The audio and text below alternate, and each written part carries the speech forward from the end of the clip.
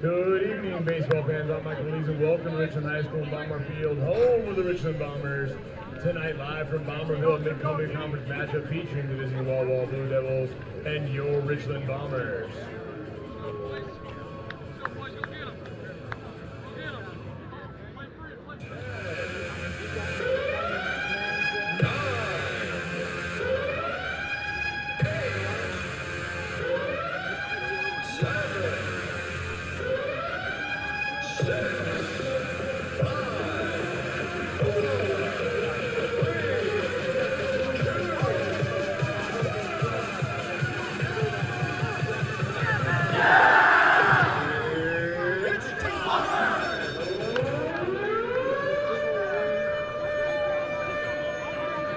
Here come your Richland Bombers.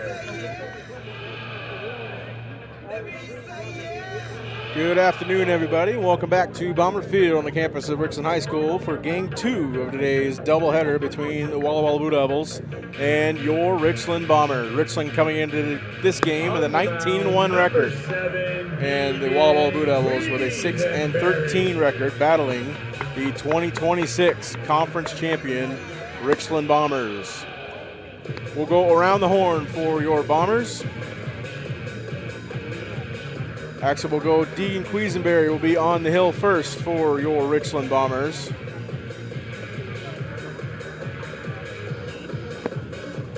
.27 2/3 innings pitched this season for Deegan. 25 hits, 8 earned runs, 8 walks, 35 strikeouts. A 2.06 ERA for Deegan.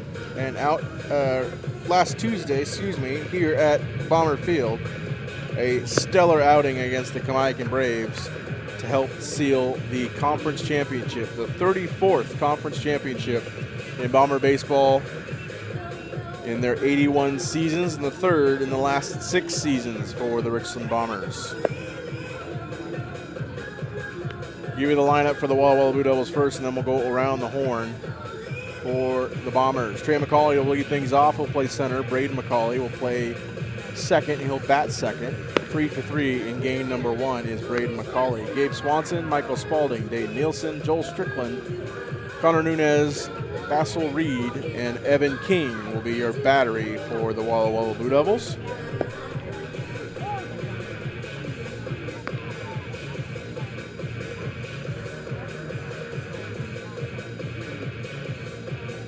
And we'll finish our pregame off with the lineup for the Bombers defensively.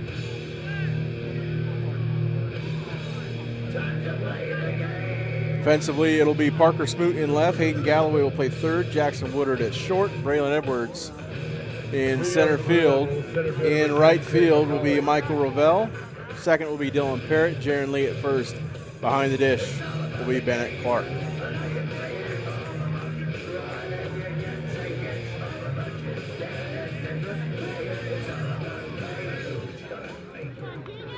Bombers took game 1 from the Blue Devils by a score of 5-3. First pitch in the dirt from Deegan Quisenberry. Game time temperature 81 degrees.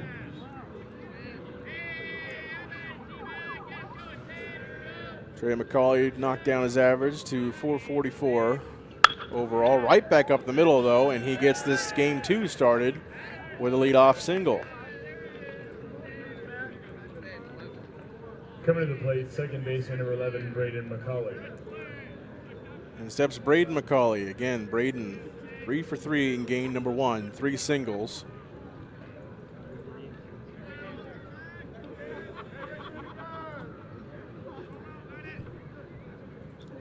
.365 average is Braden McCauley. Runner on first, nobody out. Strike 1 to Braden McCauley. Give you some updates around the MCC with games finishing up with playoff implications on the line. Playoff seeding for next week. In district tournament, Trey McCauley takes off. Braden taps it over to Dylan Parrott, throws it over to first for the fielder's choice, out number 1. Trey McCauley entered today's 7 games, the shortstop, 17 9, stolen Swanson. bags. Doesn't count as a stolen bag with the ball hit in play, but suffice to say they have a quick one on second base in Trey McCauley.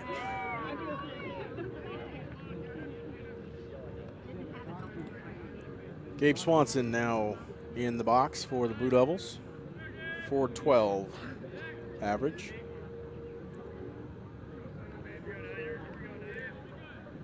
Blue Devil lineup faced a very strong outing from Michael Ravel in game number 1. 14 strikeouts for Ravel.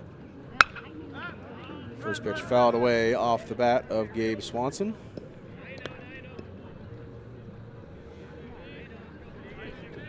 And a quick text to former baseball manager Ben Jacobs for the single game record. He believes that 13 is the single game record from Tyler Cheney when he was manager here in 2005.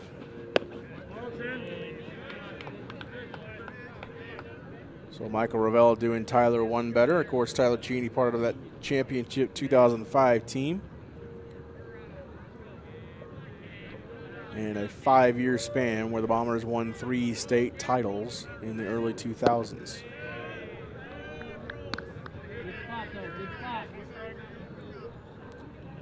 The Bombers winning their 6th 2 seasons ago, also the last time they won a conference title in 2024.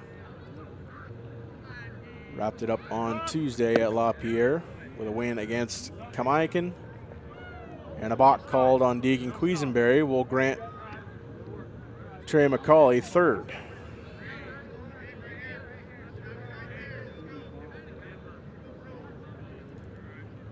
So 2-1 count here on Gabe Swanson. Runner on third is Trey McCauley.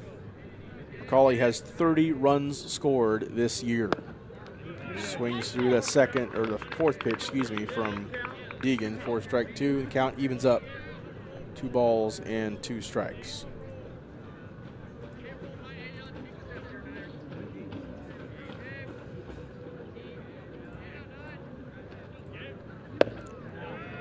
Ball low of the zone. Count runs full.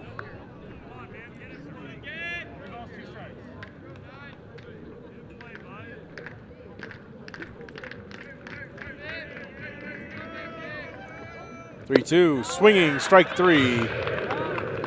And there's 2 down here for Deegan here to open up this ball game. Coming to the plate, left fielder number 23, Michael Spaulding.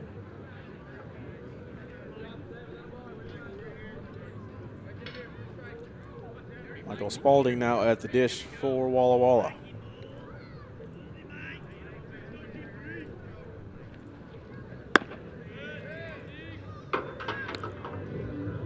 First punch out of the game for Deegan Quisenberry. He had 35 entering today's game, now 36. Or a 3-headed pitching monster for your Richland Bombers in 2026 with Braylon Edwards and Michael Ravel. Deegan opens up 2-0 here on Spaulding. And those MCC races around the Tri-Cities today. Hanford and Kamaikan both in contention for the number 2 4A seed. That was hit down the left field line and foul for strike 1. Kamaikan beating Southridge in the first game of 2 out in South Kennewick. So that wraps up the number 2 seed for the Kamaikan Braves. They will play either Lewis and Clark or Ferris at LaPierre Field on Saturday.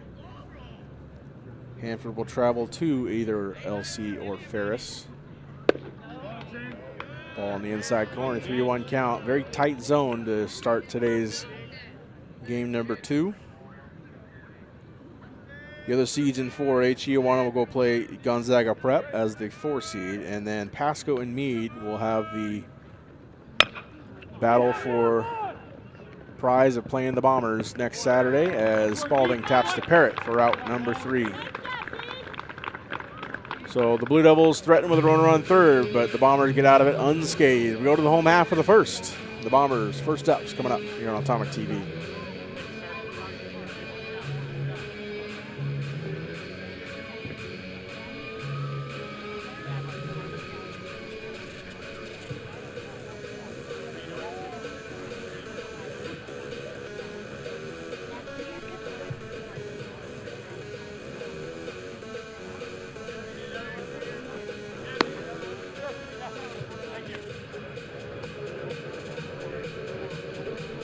Welcome back to Atomic TV and Bomber Baseball on Atomic TV, proudly brought to you by Fowler General Construction.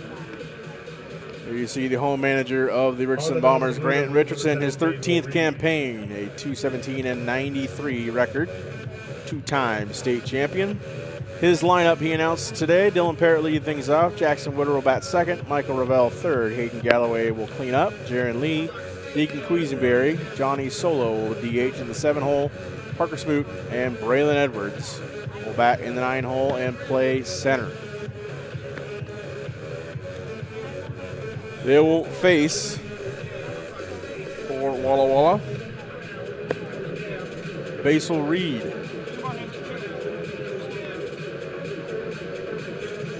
Reed with a 283 average this season.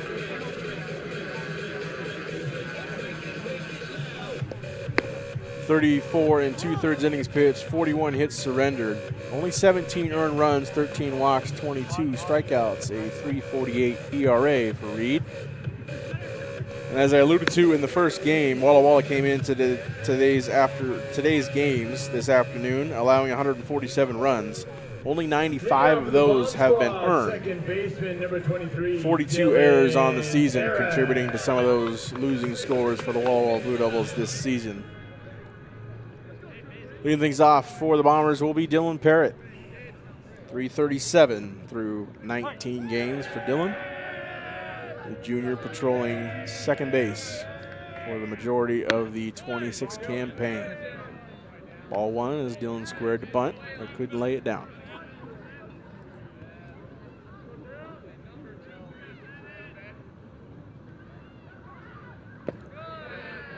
Ball two outside of the zone from Reed. Alluded to the Bombers last winning the state title and having 6 hanging in the left field fence. Walla Walla having 1 title as a part of the MCC. 6 MCC teams with state titles. Walla Walla winning theirs in 1988.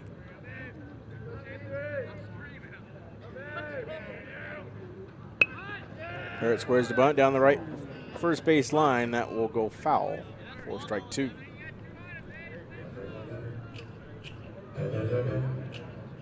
The Walla Walla Richland connection in that state championship. The assistant coach on that 88 squad for the Blue Devils was none other than Richland basketball coach Earl Stroifert.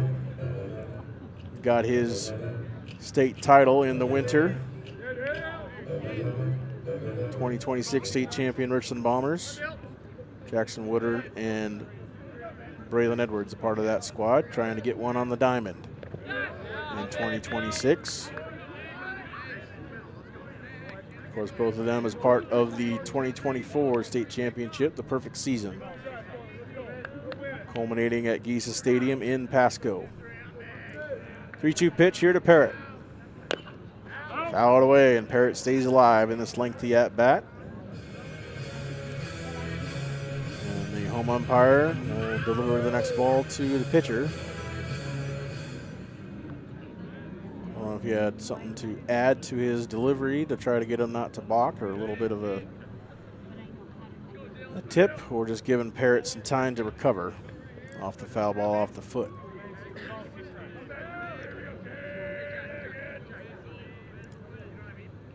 In any event, another 3-2 pitch on the way to Parrott. Fouls it away. Lengthy at bat here to start the game for Dylan Parrott.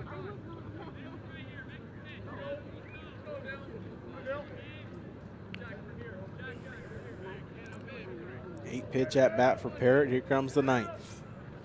Swings through the 9th pitch for strike 3. And Parrott is sat down to begin the game. The shortstop, number 2, Jackson Woodard. Brings up Jackson Woodard for the Bombers.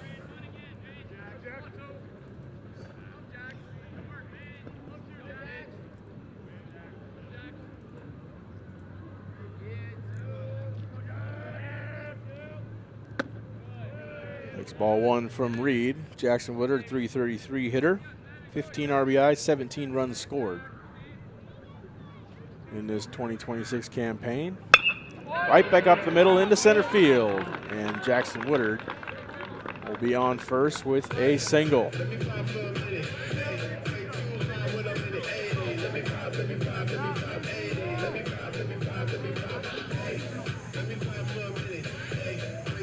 Brings up Michael Ravel, the number 3 hitter for the Bombers.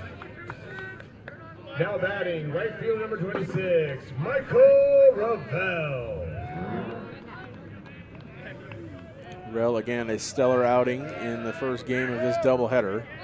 Ball gets away from the first baseman, Nielsen, and Woodard will take a free 90 feet. He'll try to make it a free 180. So he tries for third, and he gets there standing up.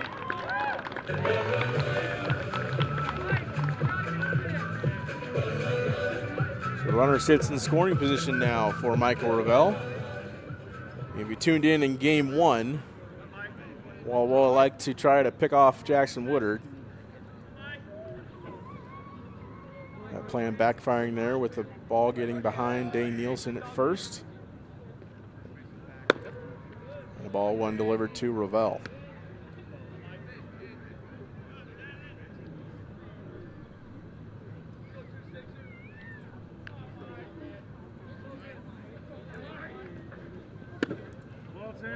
Ball inside. Take there from Ravel. Ravel 364 this season, 14 RBI, 17 runs scored. He has Woodard 90 feet away. He swings through third pitch for strike 1.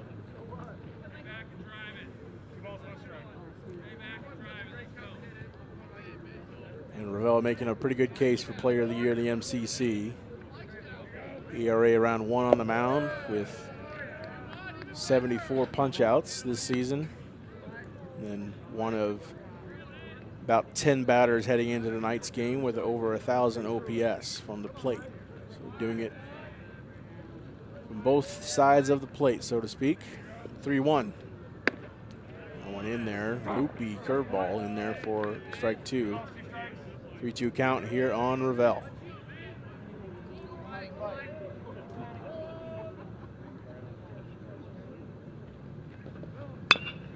Ravel swats that to the right side, but foul.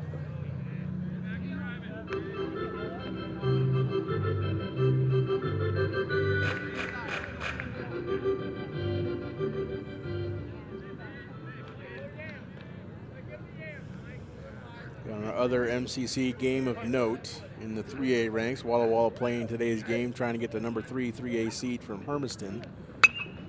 Full count, ball fouled away off the batter Ravel. Hermiston got the game 1 against Sageview over in Pasco, and while Walla Walla dropped their first here at Richland.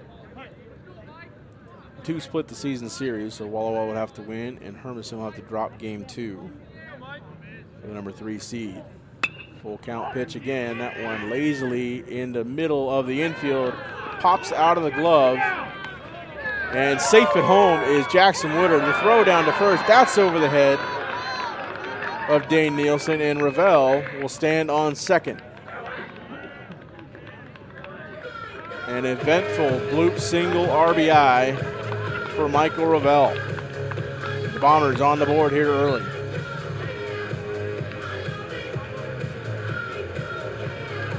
Gabe Swanson came into your frame, diving, trying to make the catch. Popped in and out of his glove. Now batting, third baseman number 5, Hayden Galloway.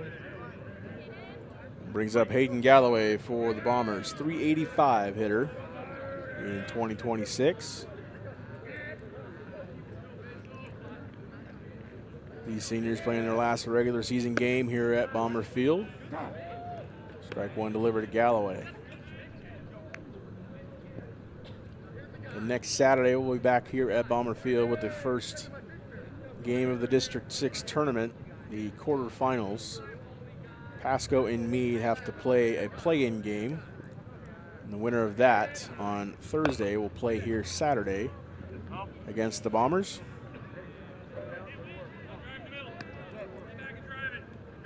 And importantly, 3 bids come out of District 6 this season. Last couple of years, it's only been 2. So if you reached the district championship game and you lost it, you had to play your way through the losers bracket to get the second and final bid to state. Bombers doing so last year up at Gonzaga Prep. Galloway to Swanson. Swanson grabs and fires the first for out number 2. Now batting the first baseman, number 8, Jaron Lee. Jaron Lee now stepping to the plate for Richland.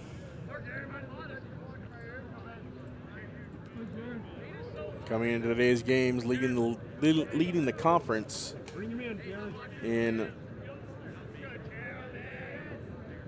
batting average in conference games through 16 of those games. 474. Takes first pitch strike from Reed.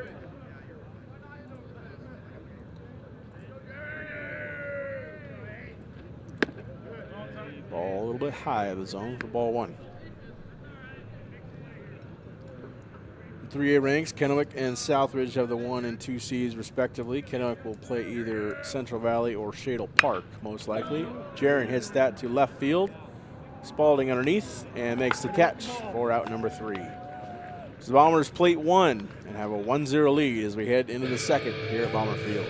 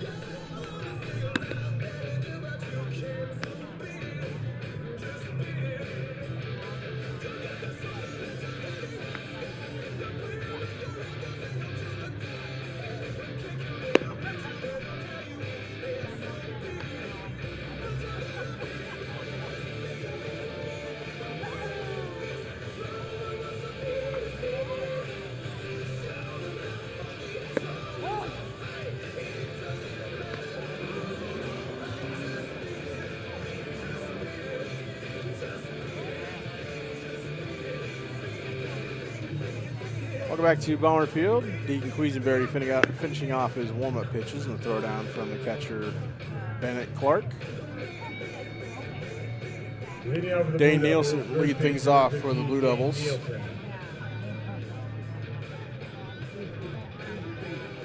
.324 average coming into game number 2 here at Bomber Field.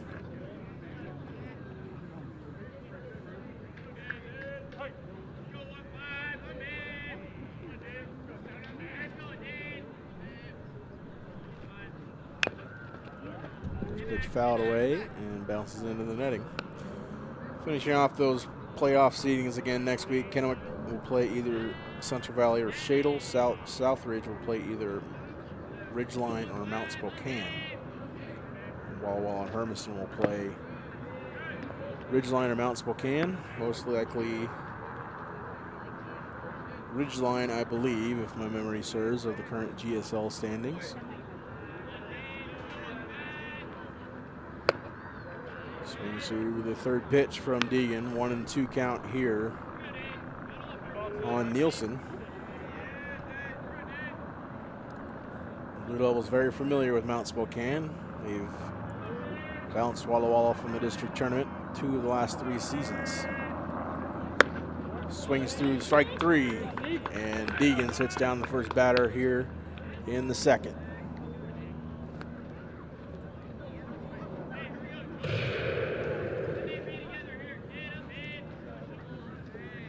Now batting the DH number 6, Joel Strickland.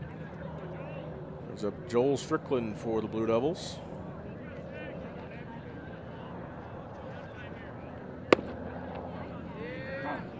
Strickland 333, but only 4 plate appearances this season. Swings through the second pitch for strike 2. Is behind of Quisenberry here pretty quick.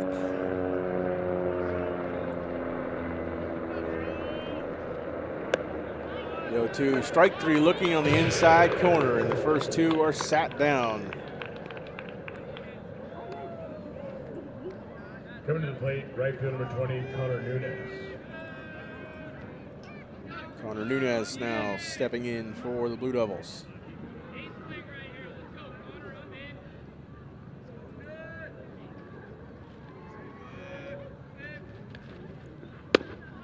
Breaking ball in there for strike 1. Nunez 353. Almost a 500 on base percentage. Fouled away to the right hand side and will fall for strike 2. So D can get ahead of Walla Walla hitters pretty quickly in this half inning.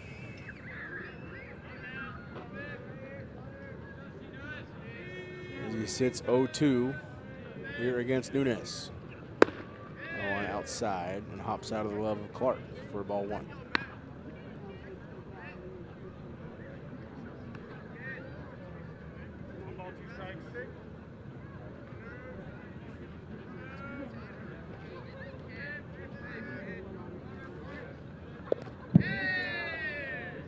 Two going into the batter's box for ball 2. 2-2 count here on Nunez.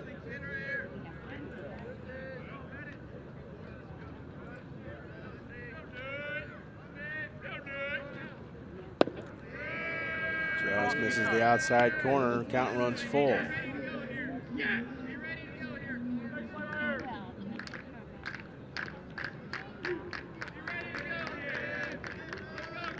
The 3-2. Chop towards the middle. Woodard charging, gathers, fires to first. Safe at first is Nunez. Beats out the chopper to Woodard. Tough play there for Woodard as he was playing on the back edge of the infield towards the outfield grass. That'll be chalked up as an infield single for Nunez.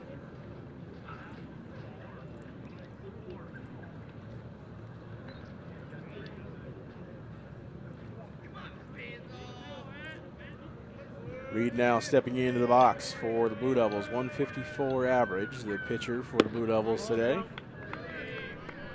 Ball outside for ball 1.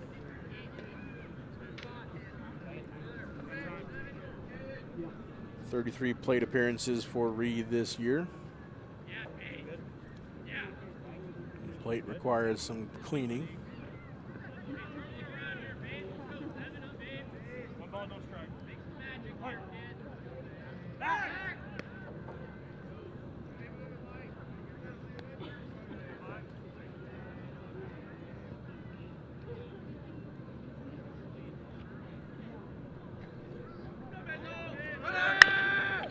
Runner goes, chop towards Woodard. Woodard throws to first in time to retire the side. So Deegan gets the first 2 via strikeout. 1 reaches, but no harm done. We're at the bottom half of the second. Bombers with a 1-0 lead.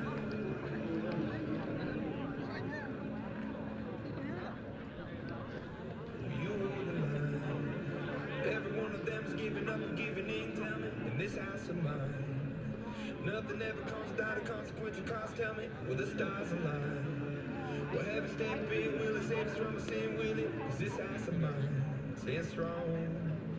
That's the price you pay. Leave behind your heart and cast away. Just another product of today. Rather be the hunter than the prey. And stand by the edge, face up, 'cause you're an angel. A big house. You gotta be so cold to make it. This world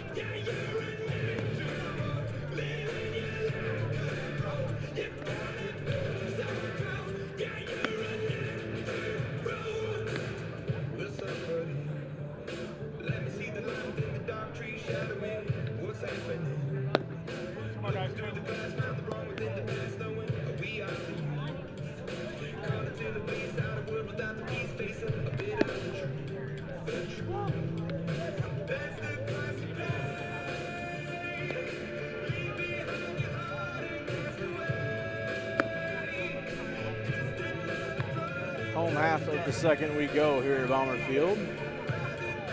Leading things off is the pitcher, Deegan Quisenberry. For Richland, number 7, Deegan Quisenberry.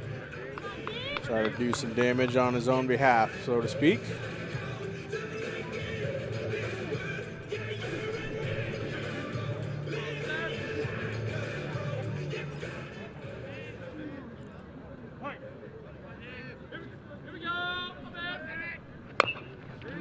Deegan chops that to the shortstop, Swanson. Swanson can't gather, and Deegan will reach first safely.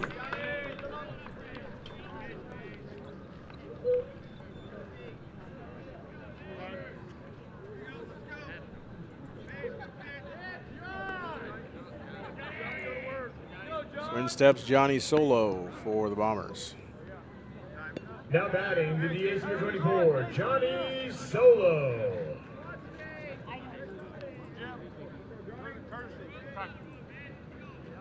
Well, a courtesy runner at first base for Deegan Quisenberry. Courtesy running at first base, number 15, Tucker Watkins.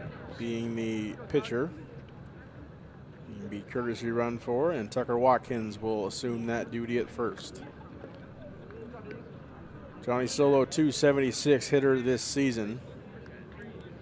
Had some big base knocks and an RBI on Tuesday at Kamaikan.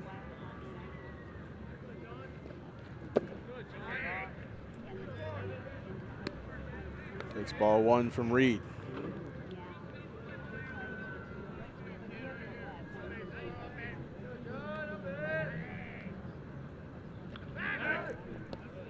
Off attempt to first, and not in time.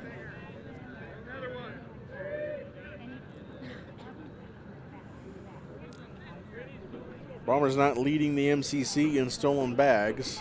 They only have 40 on the year. But Walla Walla treating them like they have more than that today.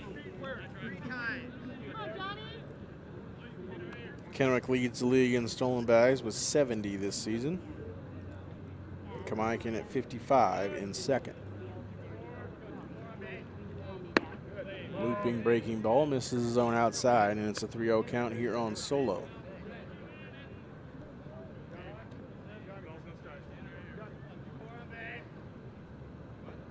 Again, more Bomber action coming your way. Behind us at Fran Rich Stadium, another payoff attempt to first, another Bomber back safely.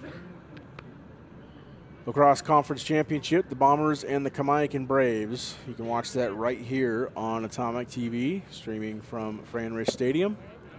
Strike one delivered to Johnny Solo. And then over at Edgar Brown Stadium, the Bomber soccer team battling the Pasco Bulldogs for the conference championship. Solo pokes that to left, right to Spalding for out number 1. Now batting left field number 19, Parker Smoot. And steps Parker Smoot for the Richland Bombers.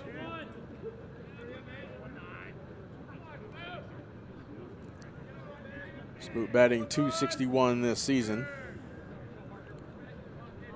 Appeared in 12 games at the plate.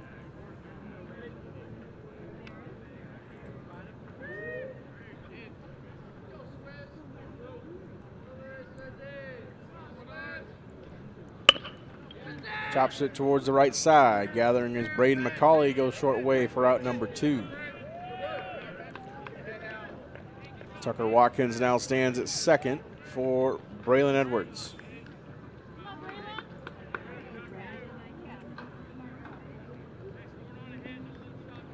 Now batting center fielder number 4, Braylon Edwards.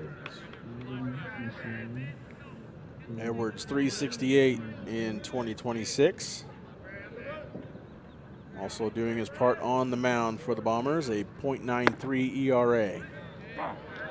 In 30 innings pitched, 30 in 2/3 innings to be exact.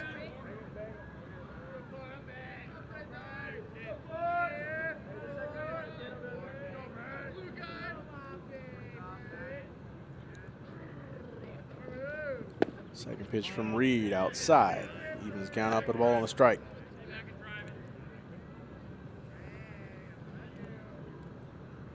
Again, you can watch the lacrosse game right here on Atomic TV alongside this game here at Bomber Field. Some updates from Edgar Brown Stadium. I don't believe that game is being streamed anywhere. Braylon Edwards with a base knock through the 6 hole. Coming around third and heading home is Tucker Watkins. And Braylon Edwards plates the second Bomber run of the game.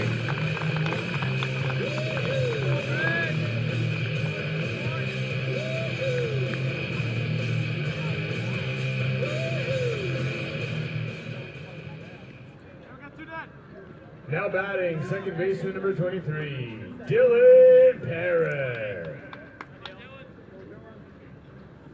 Edwards with his 18th RBI of the year. Gives the Bombers a 2-0 lead. And he takes second.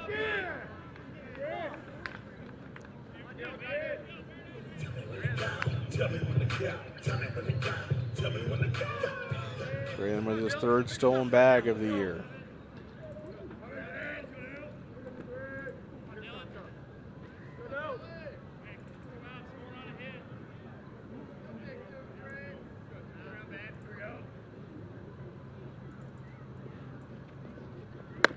Pitch from Reed to Parrott, ball 2.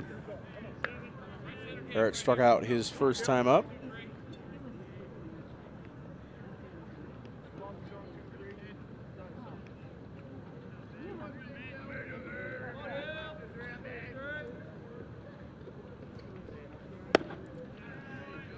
Parrott takes strike on the inside corner from Reed.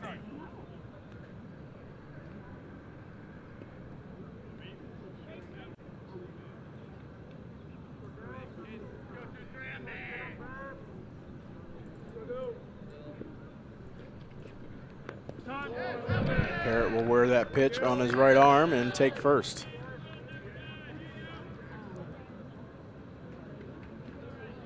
First time Parrott has been hit by a pitch this season, and with 2 out. We'll see what the field umpire and the home plate umpire are discussing here. Will they put Parrott back at home plate? No, they'll let him stay at first.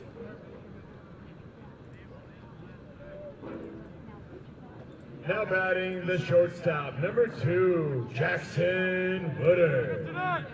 Jackson Woodard now in the box. Has a single. Led the game off in the first.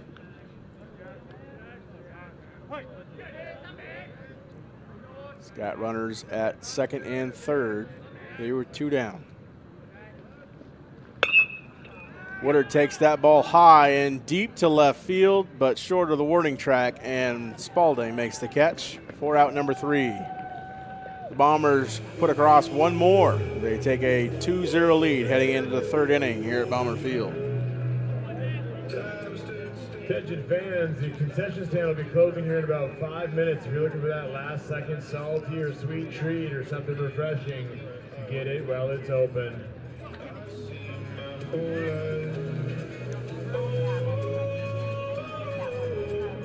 They say you know it, but you know what I gotta know.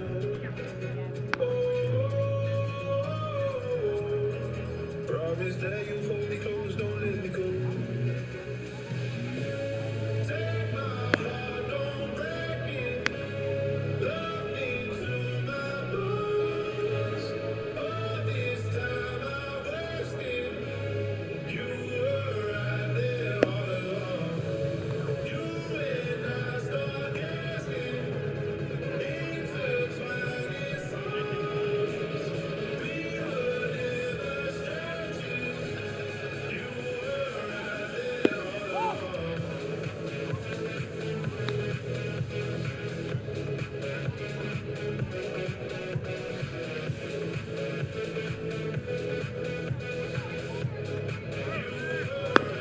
Welcome back to Bomber Field. We go to the visitor half of the 3rd. Bomber Baseball on Atomic TV, brought to you proudly by Fowler General Construction. Leading things off for the Blue Devils Hitting out for the Blue will be Devils, Evan catcher King. Number 12, Evan King.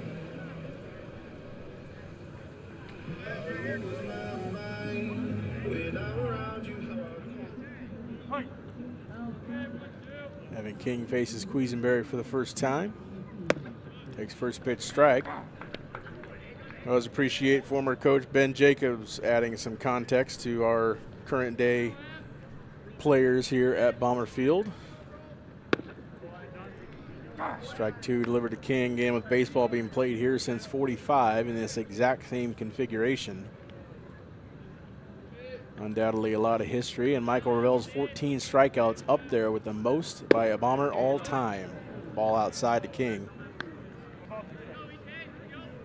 Again, I told you about Tyler Cheney's 13 in 2005 in that state championship campaign.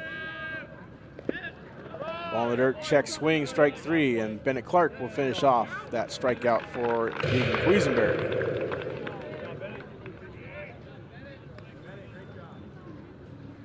Now batting, center field number 10, Trey McCauley. In steps Trey McCauley.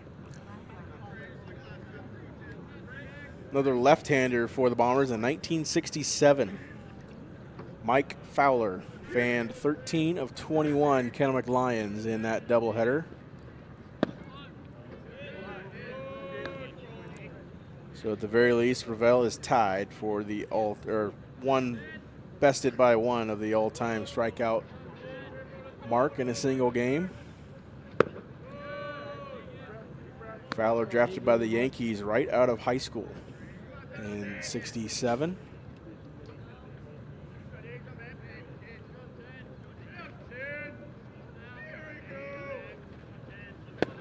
Squaring the bunt is McCauley, but takes ball three.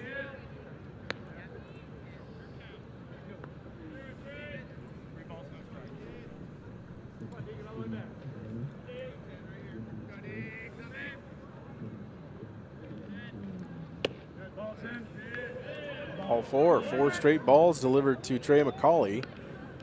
And McCauley has a walk and a single to begin game two. Coming to the plate, second baseman number 11, Braden McCauley.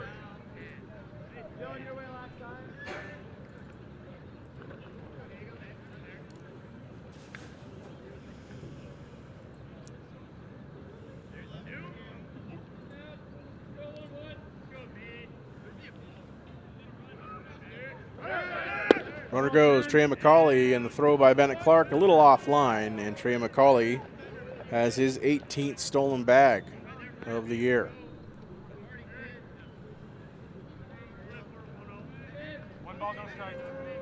Speaking of pitching performances, the first ever 7-inning perfect game by a Bomber. March 24, 2006, Jeremy Stumets at Moses Lake. 9 strikeouts on only 76 pitches.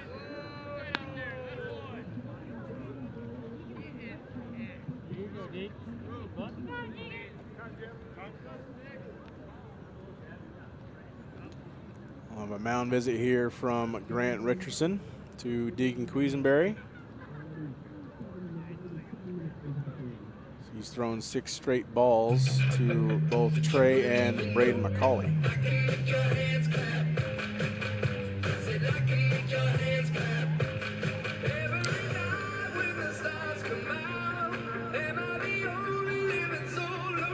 And if you're curious, in 1967, the Bombers won the conference title with a 17-4 record and also the district championship. It was 6 seasons before Washington had the state playoffs for football and baseball. Quisenberry gets back on the right track with the strike delivered to Braden.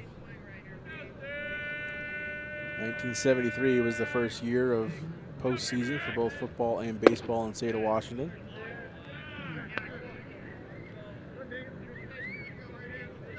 Of course, basketball had had it for 50 years to that point. 3-1 pitch. Braden McCauley lifts that one to center and falls in between the Bermuda Triangle of Parrott, Ravel, and Edwards. Miscommunication abound in the outfield and lets Braden McCauley reach on a lazy single. Now batting, shortstop number 9, Gabe Swanson. In steps Gabe Swanson. Runners at the corners, only with one out.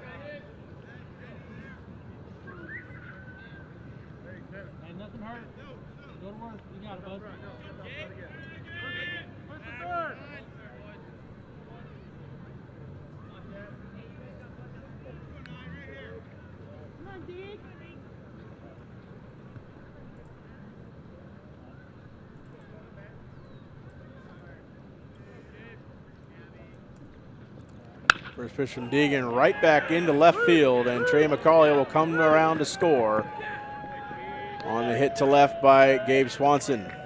And the Blue Devils cut into the Bomber lead.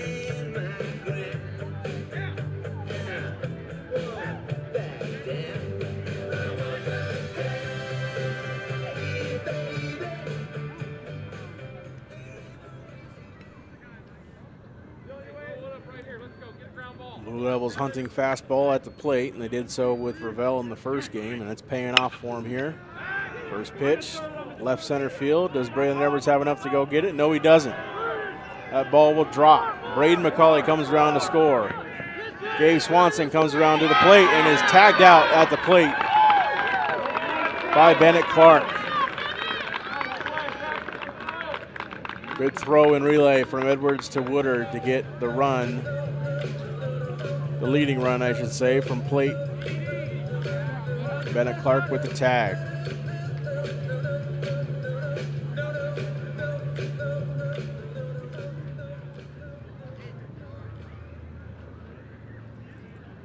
Spalding doing what he did in the first game.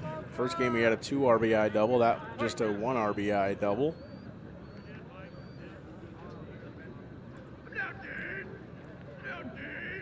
And just like that, the score is knotted at 2. Nielsen swings through the first pitch for strike 1.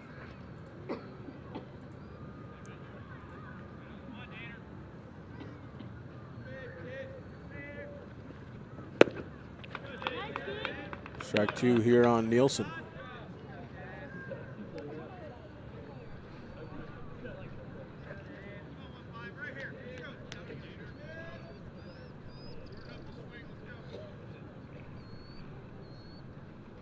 Weisenberry the 0-2. Tries to get Nielsen to chase. Nielsen does not.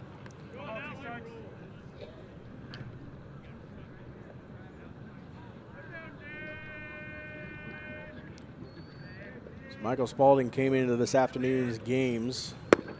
Swinging strike 3. And the third out is recorded, but not after. The Blue Devils tied up. We go to the home half of the third. 2-2 ball game here at Bomber Field.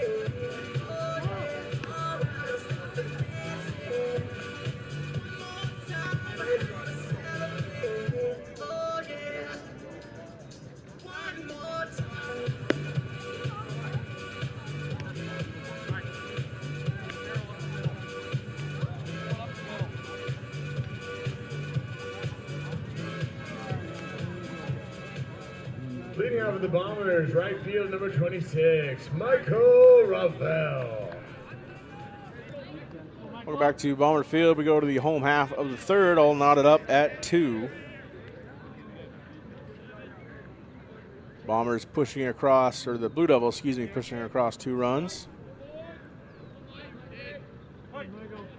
In the top half of the third, Michael Ravel up for his second at bat.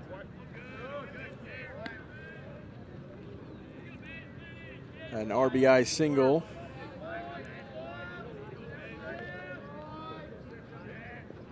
back in the first inning, did Ravel. He plated Jackson Woodard. Third time I've done that for Josh and Jackson.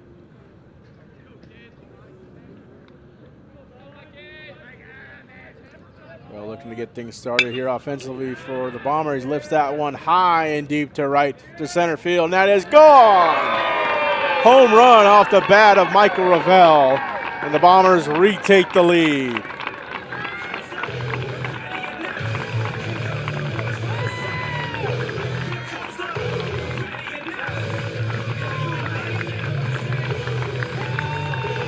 Only the second homer for the Bombers this season, and the first one that was out of the park.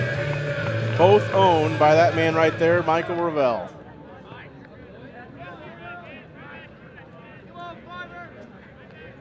Now batting, third baseman number 5, Hayden Galloway.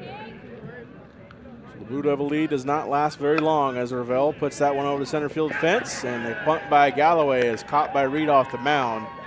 What a play there by Reed to negate the bunt by Galloway. Coming to the plate, first baseman number 8, Jaron Lee. Jaron Lee now stepping in for Richland. Lee 0 for 1 today with a fly out to left.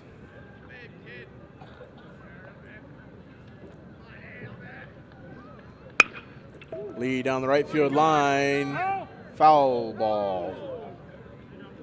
Wait down a signal from the umpire.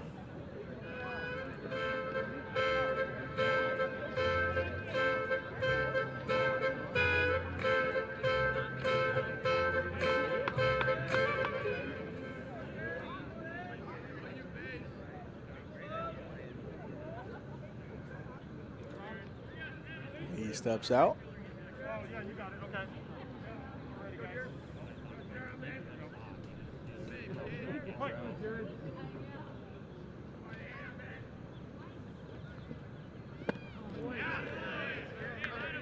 Swung through by Lee for strike 2. About a 12-foot fence, the batter's eye in straightaway center. Just over 350 feet for the home run for Michael Ravel. Strike 3 looking on the bottom half of the zone, and Lee is sat down for out number 2.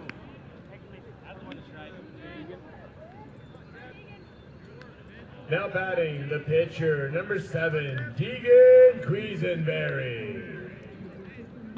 Quisenberry steps back in for Richland. Had a single back in the second inning.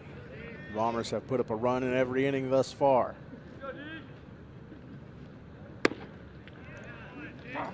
Strike delivered from Reed. On Tuesday at LaPierre, it was 1 run, then 3, then 1, then 3. Added up to 15 over the Braves.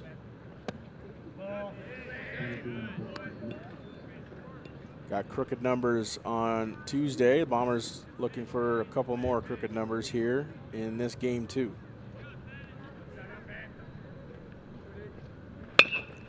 Up the middle, fielded by Swanson. Throws the first, high and dropped by Nielsen. And Quisenberry will reach first on the error, throwing error by Swanson.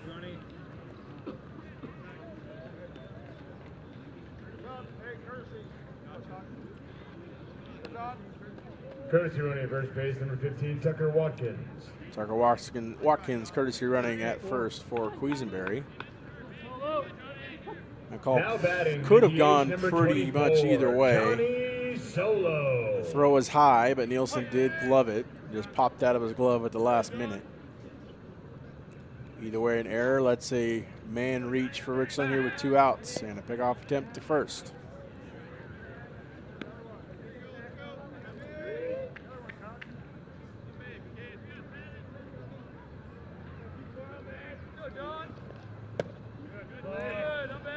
And lower the zone for ball 1 here on Johnny Solo. Johnny 0 for 1 today. Didn't play in game 1. We were in game 2. And on Tuesday at Kamaikan had a deep drive to right field And when I say just foul, I mean just foul. Would have been 2, 3, or maybe even inside the Parker for Johnny. Been to LaPierre Field, you know the distances of those outfield fences are far. There's nothing but a long strike for Johnny Solo. Tucker back safely at first.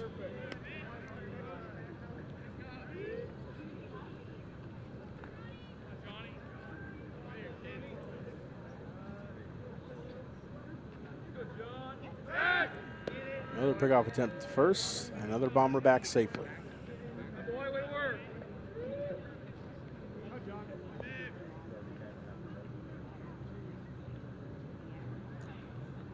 1-1 the count here on Solo. Outside.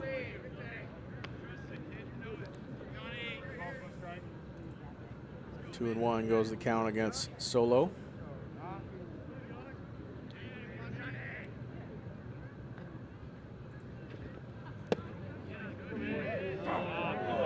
Count goes even on the low pitch to Solo. As you hear the collective groan from the crowd for that call. Pickoff attempt and another Bomber back safely.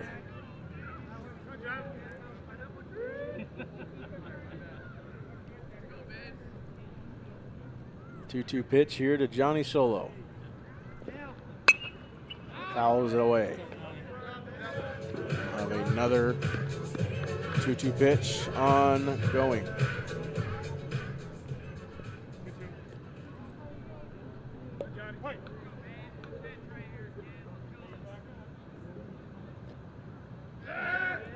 Off attempt. Safe.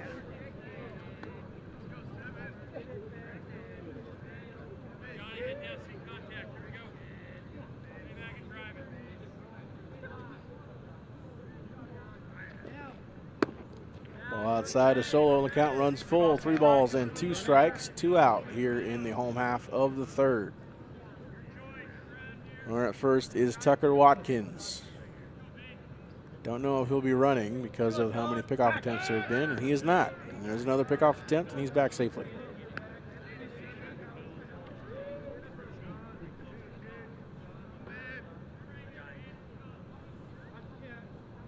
Three-two. Runner goes. Low the zone, ball 4. And we have Bombers at first and second here with 2 down.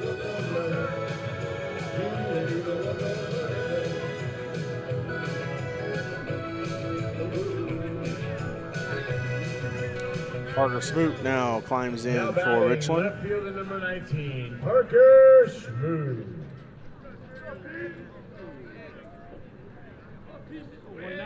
Smoot 0 for 1 in his only plate appearance in game number 2.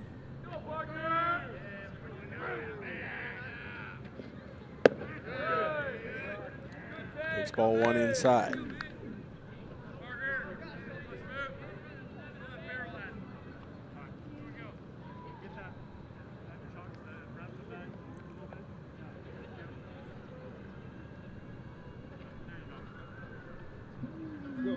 Umpire wants Reed to remove the rosin bag behind the mound. So we have a very particular crew this evening. Wants everything to be just so in this high school twin bill. In the event, the 1-0 pitch from Reed. Outside ball 2.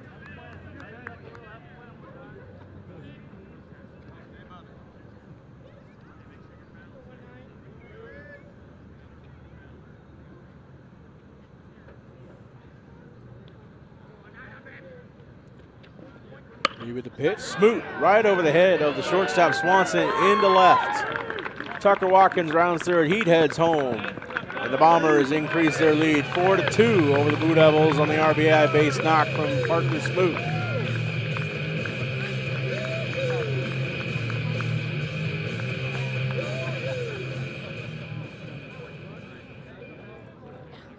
In steps Braylon Edwards for the Bombers, the number 9 hitter. done some damage in that number 9 spot for Richland this season. And you got a guy at the number 8 spot doing some damage. You almost have a bonus leadoff hitter. So swings through the first pitch from Reed for strike 1.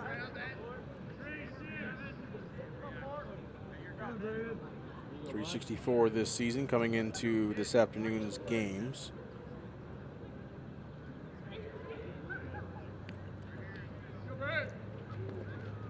RBI single in the 7th off the bat of Edwards.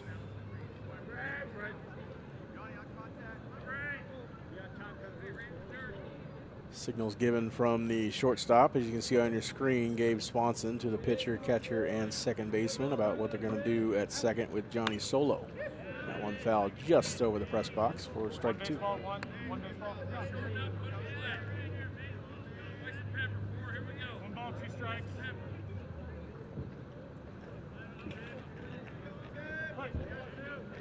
One-two count here on Braylon.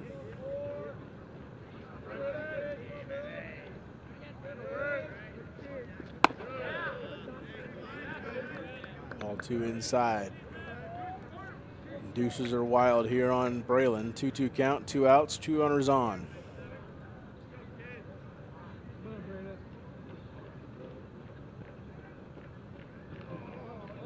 Reed steps off and wants new signs from Evan King behind the dish.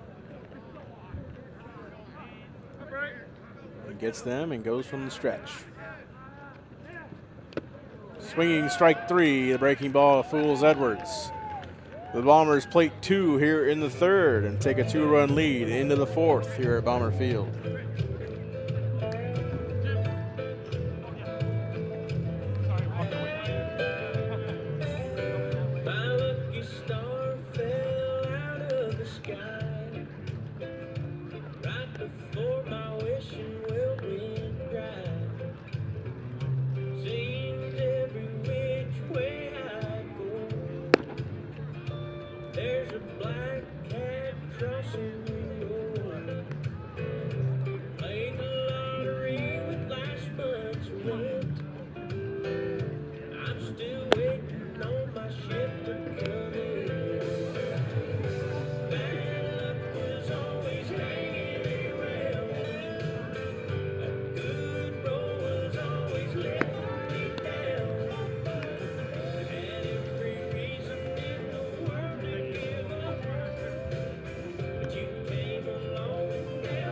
Back to Bomber Field. We go to the top half of the 4th inning. Leading things off for the Blue Devils will be Joel Strickland, who struck out his first time up, the designated hitter.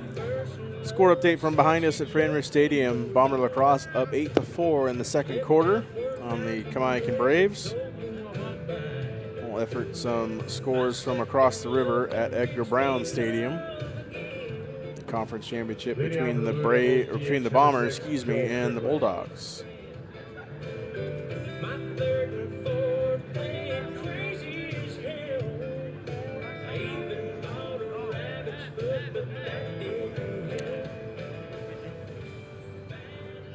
Plate umpire making sure everybody's in their right place before we have the first pitch.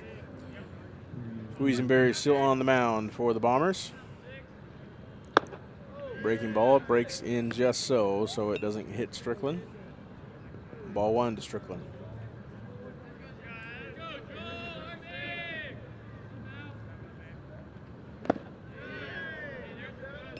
Ball 2 from Strickland, or 2 Strickland from Quisenberry.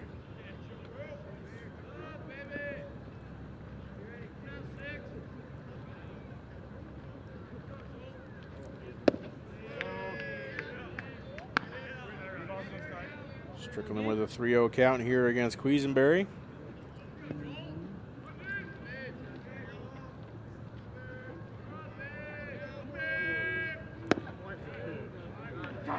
Strike 1.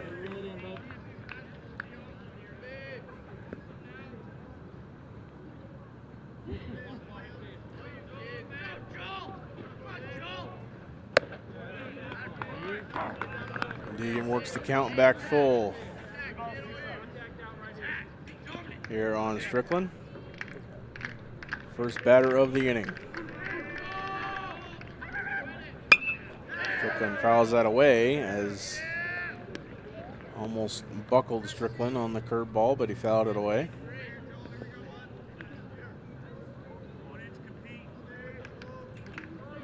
Another 3-2 pitch. Swinging strike 3 into the glove of Bennett Clark for out number 1.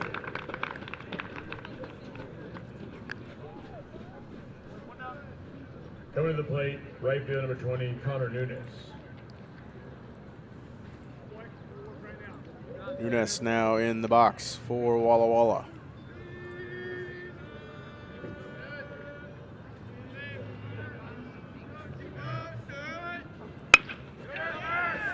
Fouls that one off the first base bag for strike 1. Nunes did have a single his last time up. Second time facing Quisenberry.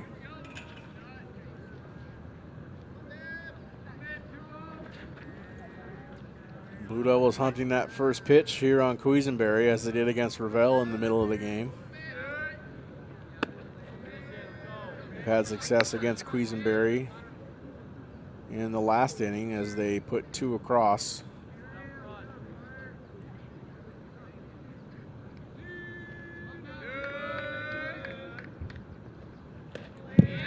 Dirt for ball 2.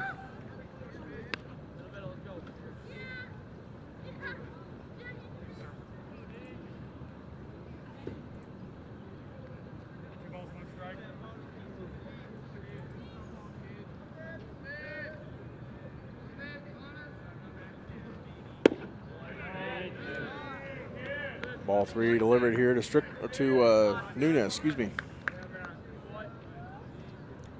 Nunes playing right field today for the Blue Devils. 3-1 to Quisenberry from Quisenberry. Ball 4. And Nunes will walk to first. He has a single and a walk in today's game. Stepping in, the pitcher number 7, Basil Reed. The pitcher Reed now stepping in for the Blue Devils. Excuse me.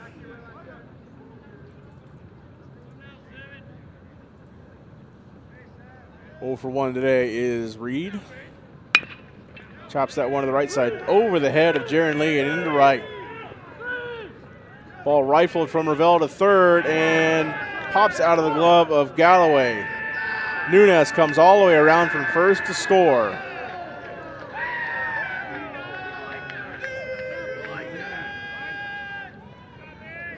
Chopper over Lee's head.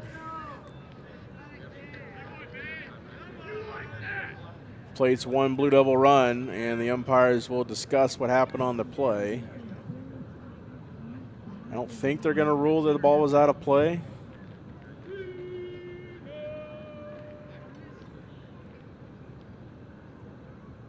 But I think that is what they're discussing.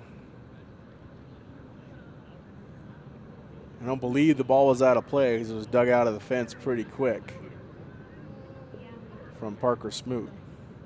And we'll keep the runner where he is at second.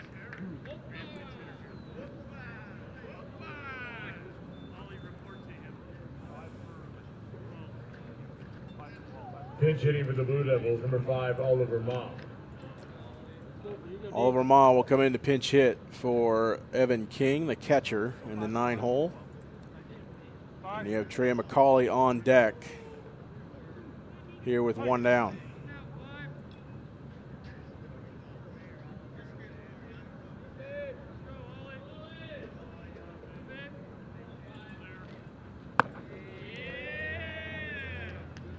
Ball delivered from Quisenberry to begin this at bat to Ma. Ma came in to pinch hit last game as well. He was one of Ravel's 14 strikeout victims. Strike delivered from Quisenberry to even the count up.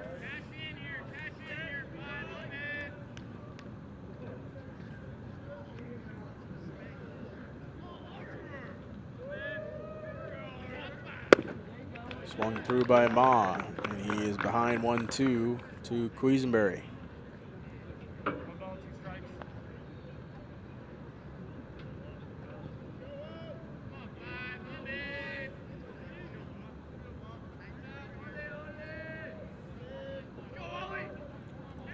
Quisenberry looks back and delivers the 1-2. Outside corner, strike 3. There are 2 down here for the top of the Blue Devil order. Now batting, center field number 10, Trey McCauley.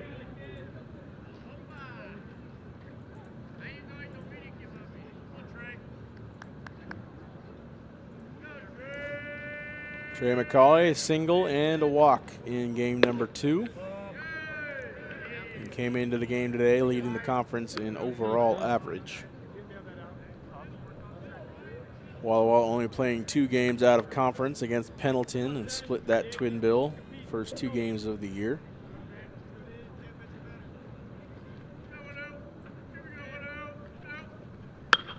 McCauley to left field, but foul. And we'll even the count up at a ball and a strike.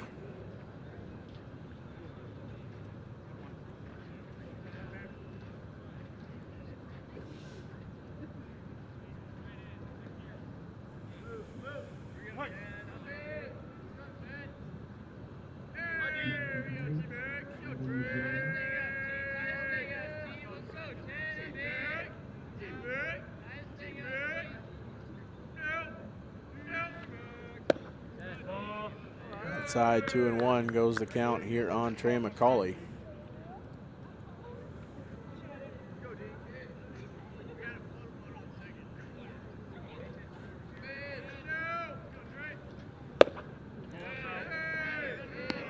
Ball 3 here to McCauley.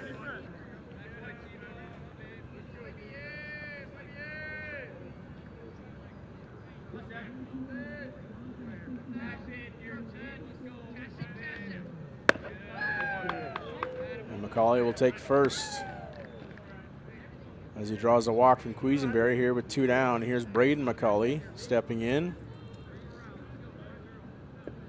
And if you were tuned into the first game, Braden McCauley with 3 for 3 in game number 1 with 3 singles. Really the only Blue Devil to reach base against Ravel. See what he does here against Quisenberry. Pickoff attempt to second, and that goes into center. Gets by Woodard and Parrott, but no harm done as Reed stays at second.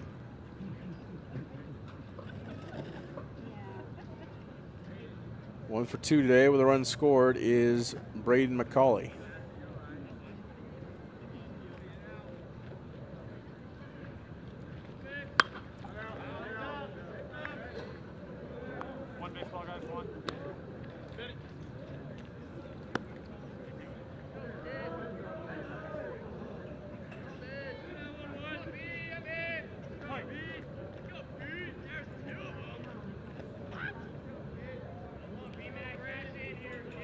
Won the count here against Braden. Takes ball 1 in the dirt.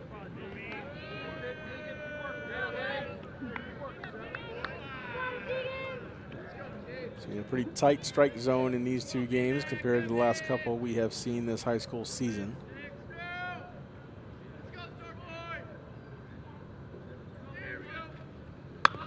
Bunt delay down to McCauley. Third baseman Galloway playing back, and McCauley will reach on the bunt single. Galloway playing at third base depth, and McCauley putting it where Galloway couldn't quite reach for a single, and the bases are loaded, full of Blue Devils. Now batting, shortstop number 9, Gabe Swanson.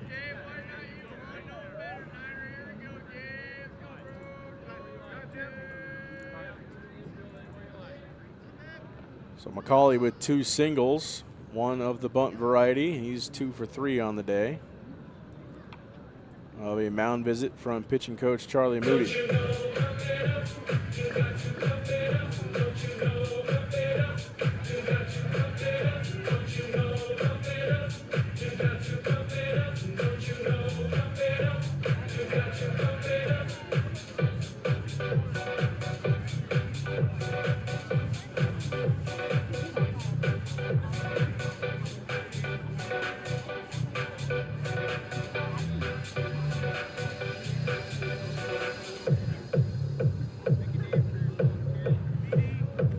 Moody taking some time to talk to the infield of the Bombers. Moody, a former pitcher of the Richland Bombers. Had a gem of a game, I believe it was either in 2000 or 2000. It was in 2000 in the district playoffs at LaPierre Field against the Kamaikan Braves. Kamaikan nationally ranked that year. Moody came in and shut him down. But in 2026, here the bases are loaded full of Blue Devils for Deegan Quisenberry. He faces Gabe Swanson. 1 for 2 today with an RBI.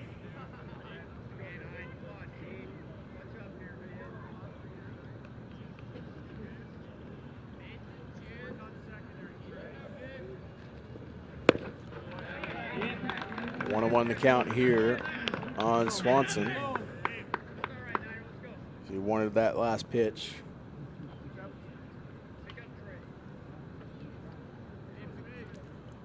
Nobody moving in the Bomber bullpen. Down the left field line here at Bomber Field. The 1-1. Check swing outside corner. And no ask for a check swing call. So it's 2-1 here on Swanson.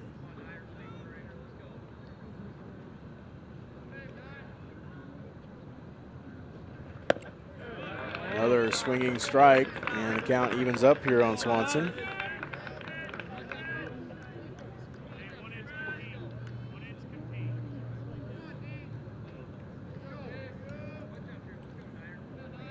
Two to the count here on Gabe Swanson. Bases loaded, 2 down. Pitch from Deegan. Ball in the outside corner, and the count runs full. He's centered on the outside corner, and he catches on the right. Yes.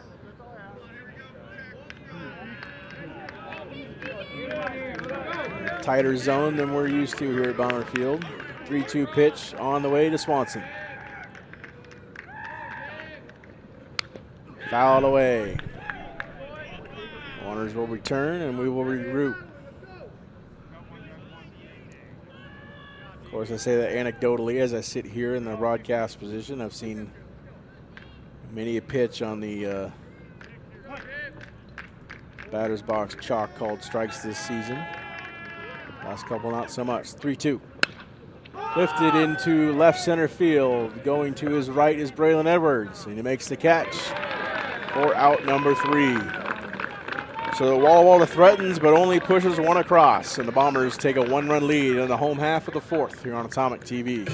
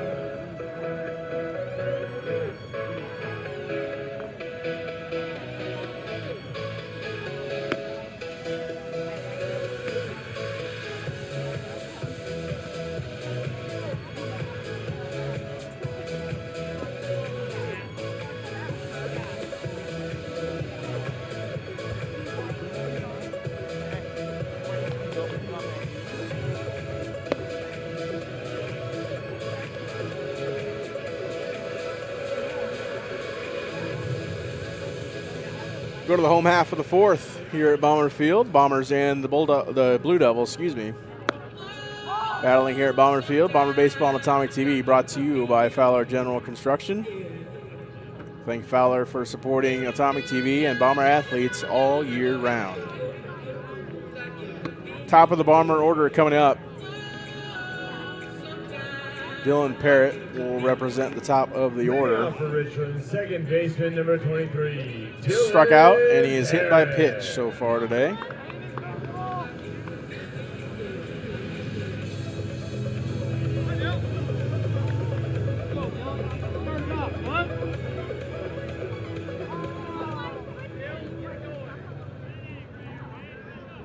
Basil Reed still on the mound for Walla Walla.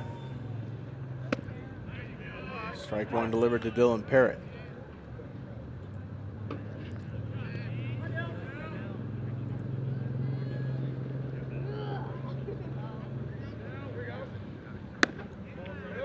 Ball high to zone for ball one, and evens the count up at a ball and a strike.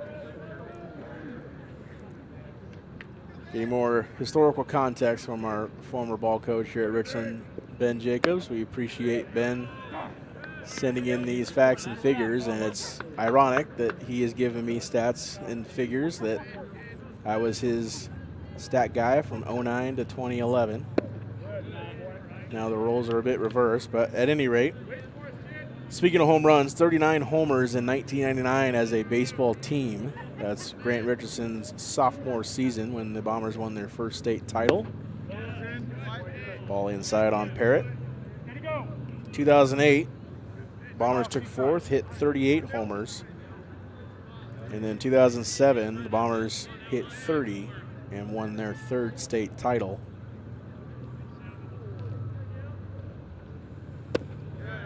Ball forward to Parrott. As for individual leaders, it's tied at the top. Grant Richardson and Brett Jacobs tied at the top with 24 homers each.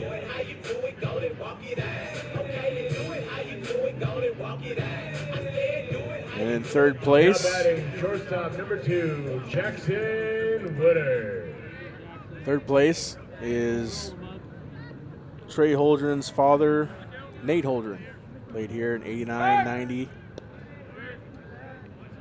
and 91 seasons. He sits in third with 20.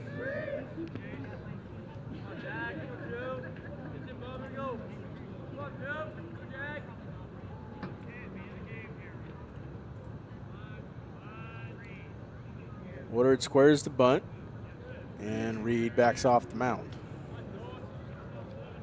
Jay Smith at third was ready to charge. Parrott at first does have 12 stolen bags this season and a get-back attempt safely.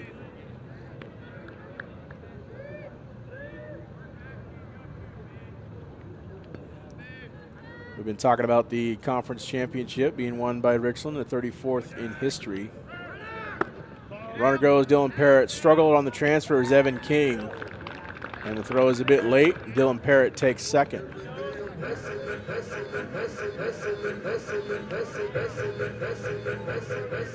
And a pretty astounding fact is the ball coach around here for 30-plus seasons, Fran Risch, yes, the Fran Risch that coached football here as well, has 16 of those conference titles all time. In the late 40s and 50s, strike is delivered to Woodard. Late 40s and 50s, once you won the Southern Division of the Yakima Valley Conference, you had to play a 3-game series with the Northern Division champion. Usually it was Yakima, later renamed AC Davis.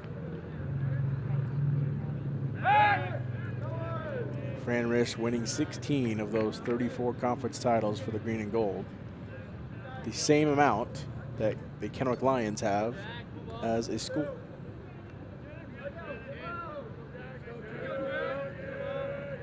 That Bomber history lesson over. It's a 1-1 count here on Woodard. Right back up the middle off the mound, and Woodard puts that into center. Parrott rounds third. He heads home, and he will be safe standing up. And Woodard will try to get two just in time to take the second bag and swap places with Dylan Parrott.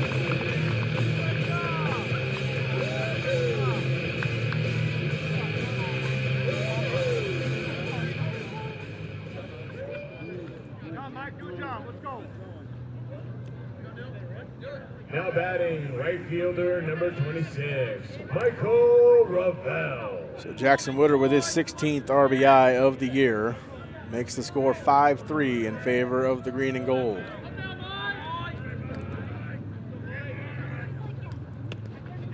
A ball getting behind Evan King, and Jackson Woodard will stand on third.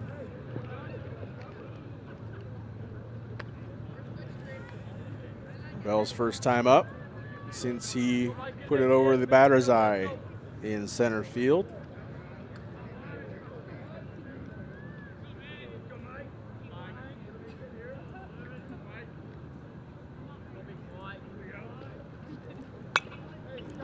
Fouled away. Last couple seasons, the Bombers haven't featured too many homers. Again, only 2 this season, and 1 was an inside the Parker from Revell at Pasco back in April. Take strike on the outside corner. But this season, the MCC is loaded with homers. Taryn Carlson with 6, Trey Holdren with 5.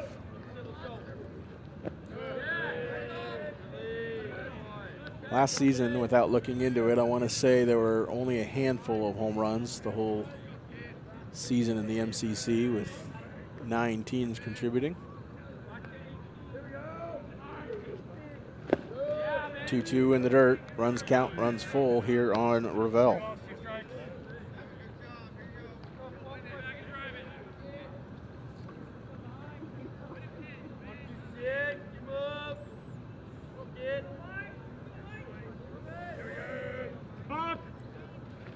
And a balk from Basil Reed, and that will plate Jackson Woodard for the 6th run of the game.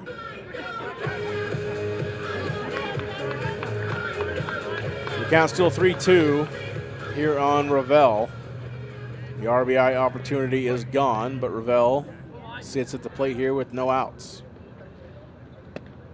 And he'll take strike 3 on the inside corner.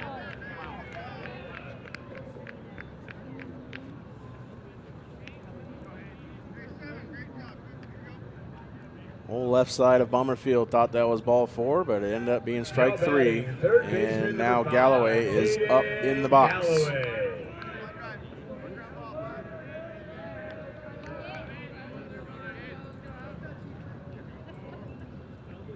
And Galloway gets hit on the helmet with the first pitch. Hope Hayden's all right. Looks like he is as he takes his protective gear off. And we'll go to first. Signals to Grant he's okay.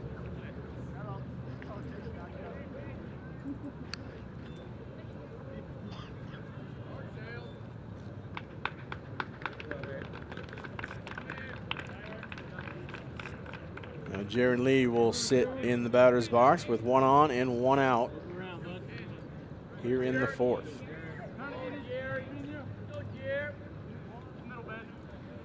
Stepping in, the first baseman, number 8, Jaron Lee.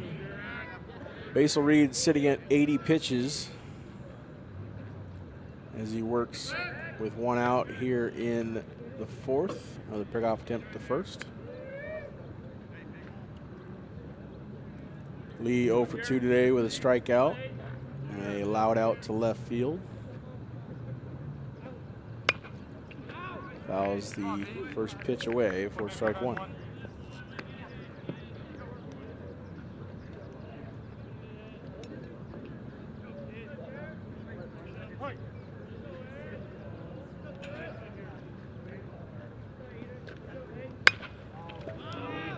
Lee to left field. Over to get it is Spalding. He can't make the catch. It lands in fair territory.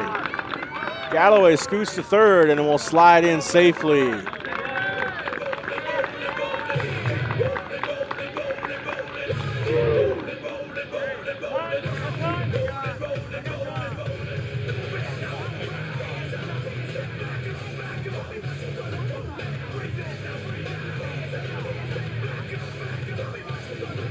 Runners are at second and third for Richland, and we'll have a mound visit.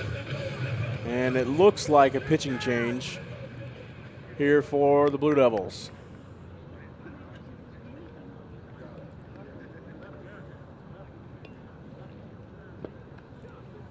Yes, we will. So the pitching change on the mound for the Blue Devils. We'll give you Reed's final line and tell you who's coming in for Walla Walla when we come back here on Atomic TV.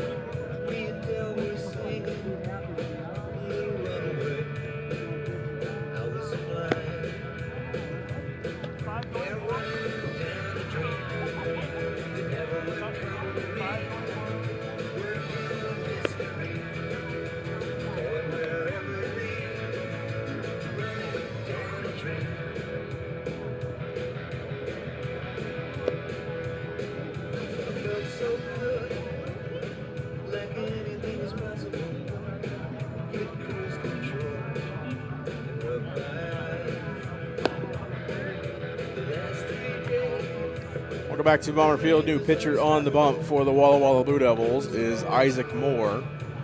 Final line for Basil Reed, 3 1/3 innings pitched, 9 hits, 6 runs, only 5 of those were earned, 2 walks and 4 strikeouts, 82 pitches, 48 strikes. Isaac Moore this season for the Walla Walla Blue Devils.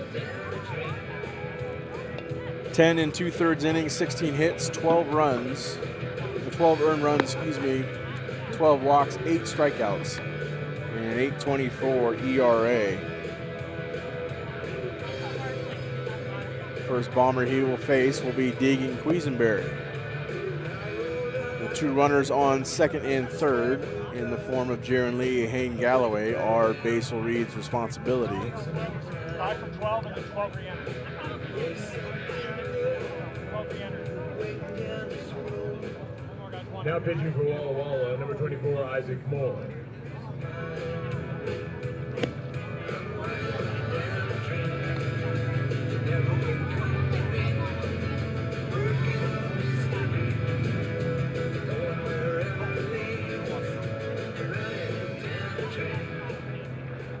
Now batting, number 7, Deegan Quisenberry.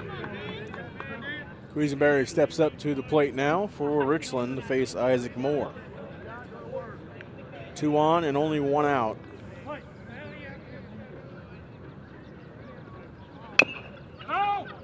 Chopped foul off of Deegan's leg. Home plate umpire will give him some time to recover.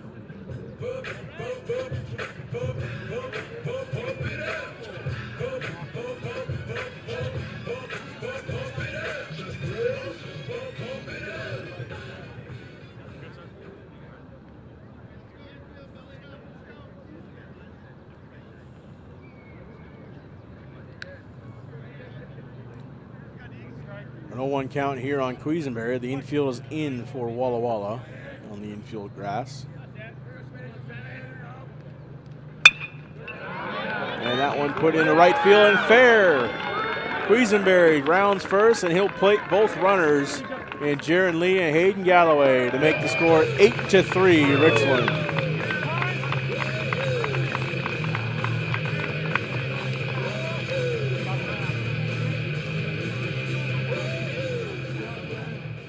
Courtesy running at second base, number 15, Tucker Watkins. So Tucker Watkins will jog onto the field, a courtesy run for Deegan Quisenberry, who's still pitching for Richland. Now batting the DH, number 24, Johnny Solo. But after that 2 RBI double, Deegan now sits at second with Johnny Solo in the box.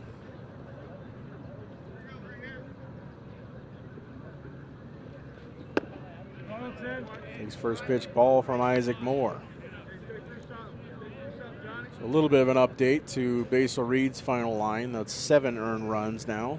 Both of those runs on for Deegan's hit were Reed's responsibility.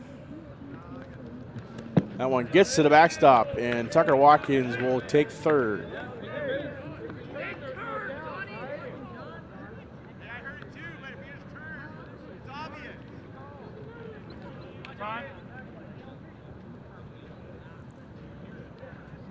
The umpires will once again conference.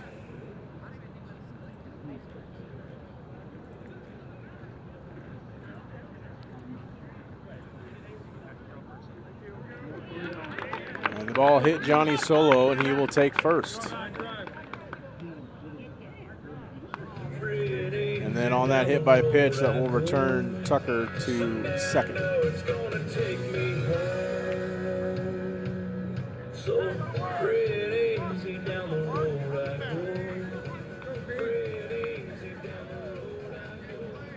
Now batting, left field number 19, Parker Smoot. So it brings up Parker Smoot here with 2 on and 1 out. Pickoff attempt to second. And Tucker Watkins is back in time. Smoot today 1 for 2 with an RBI.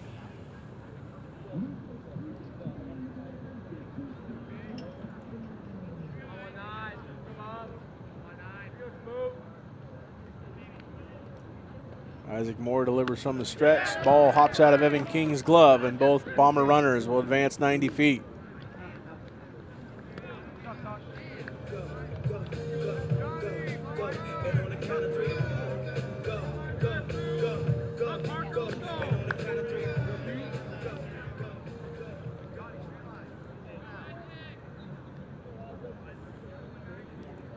An 0-1 count here on 1-0 count, excuse me, on Smoot. He chops that one to the right-hand side, and goes short way is Nielsen.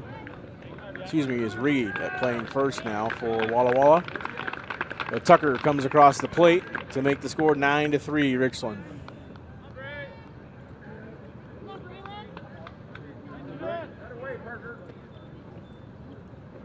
Now batting. So Braylon Edwards now in the box. Braylon Edwards. With Johnny Solo on third.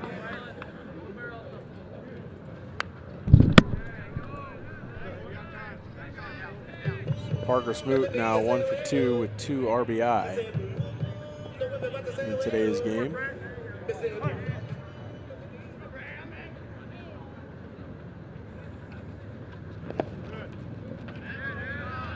Braylon Edwards had an RBI way back in the second inning. 1 for 2 today with a strikeout.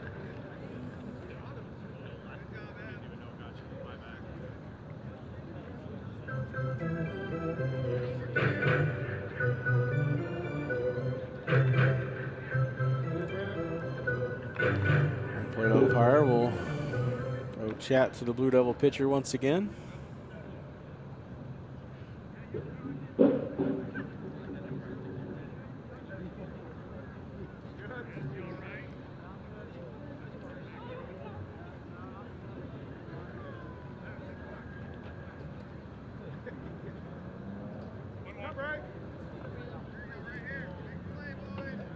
One ball and 1 strike here on Braylon Edwards as Isaac Moore continues from the stretch with a runner on third. Ball high to zone. 2 balls and 1 strike. Defensive changes at the pitching change for Walla Walla. Basil Reed is at first and Dane Nielsen is in right. Edwards to third. Dropped by Jay Smith. Fires to first in time to get Braylon for out number 3. So the Bombers push across 5 and take a 6-run lead into the 5th inning here at Bomber Field.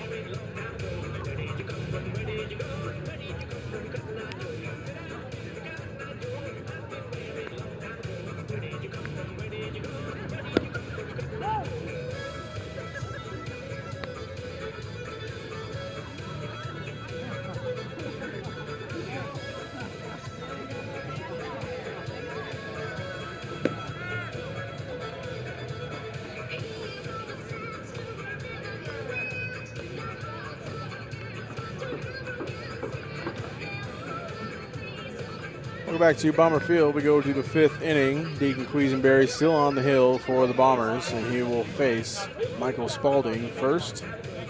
Here in the 5th, Quisenberry at 81 pitches. No activity in the Bomber pen, which leads me to believe that somebody on the field for the Bombers would come in relief. My hunch would be Braylon Edwards, but we'll see what Grant Richardson does when that time comes.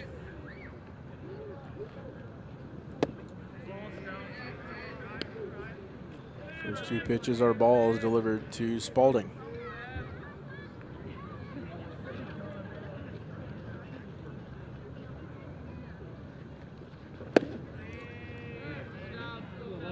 Three straight balls. 3-0 count here on Michael Spalding.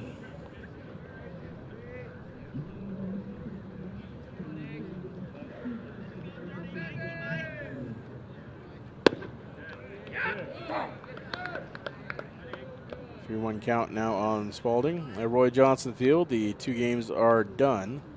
Lions sweeping the Falcons by scores of 4-3 and 2-0. Spalding will take first base on the leadoff walk from Quisenberry.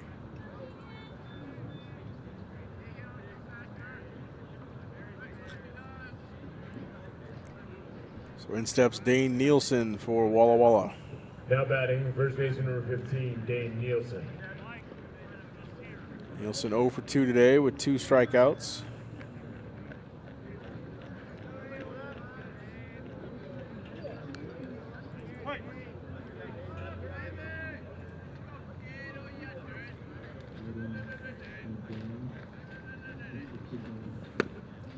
Swings through the first offering from Quisenberry for strike 1.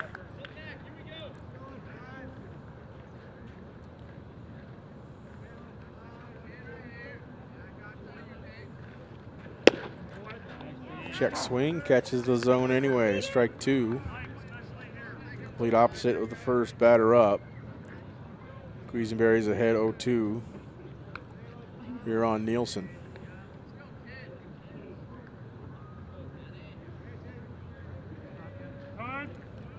Time called and granted. In South Kennewick, the Kamaikan Braves up 7-0 over the Southridge Suns in the bottom of the 5th. This ball delivered to Nielsen.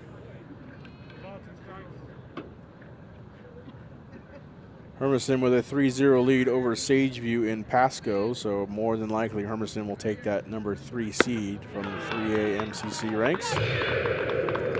Quisenberry sits down Nielsen. That's Deegan Quisenberry's 9th strikeout of game number 2.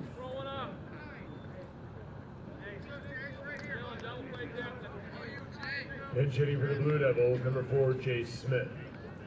Comes Jay Smith. 224. Came into the field of play during the pitching change. Hermiston and Sageview in the top half of the 6th inning over in Pasco. 0-1 count here on Smith. Breaking ball buckled Smith preliminarily, and then he swung through it for strike 2. Chiawana sweeping Pasco by identical 11-0 scores.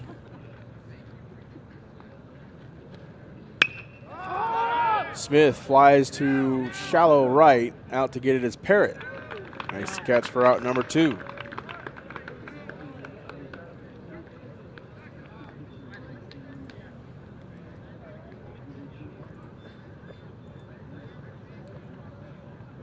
Connor Nunes will climb in for the Blue Devils.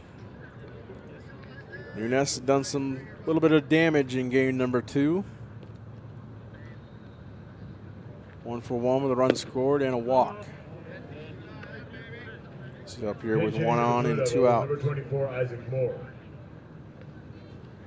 Check that. That'll be Isaac Moore, the pitcher for the Blue Devils. Isaac Moore, a .250 hitter for the Blue Devils this year. Only 6 plate appearances, however. Off attempt to first, not in time.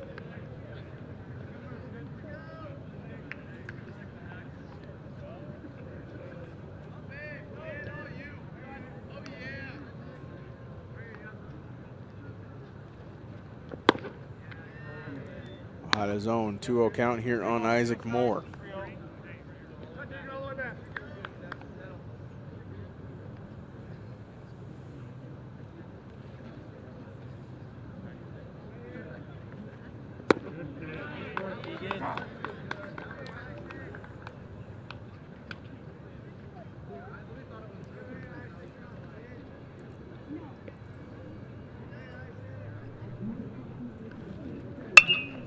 Moore lifts that one to right field. Over to his right is Michael Ravel, and he makes the catch for out number 3.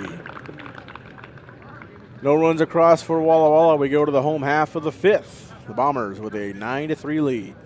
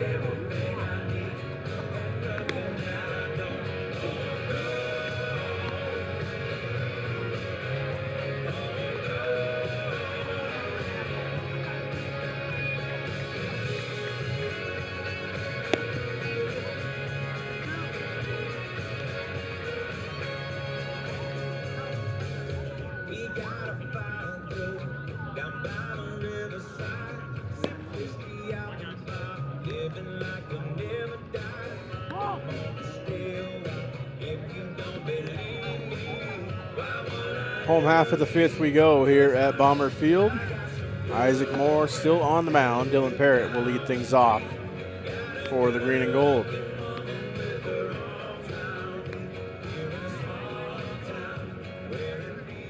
Leading off, second baseman number 23, Dylan Parrott. Parrott 0 for 1 today with a walk, a strikeout, and hit by pitch. One of everything for Dylan in game number 2.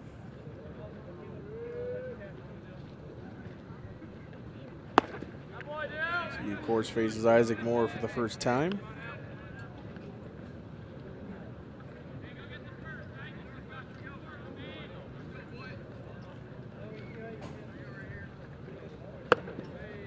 Ball inside for ball 2.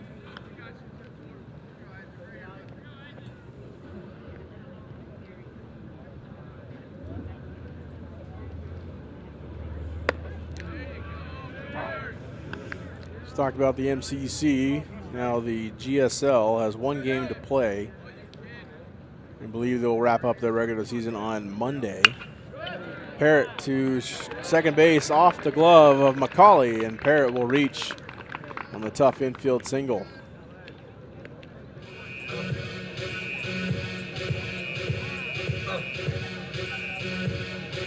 So now Dylan Parrott with a hit, a strikeout, a walk, and a hit by pitch.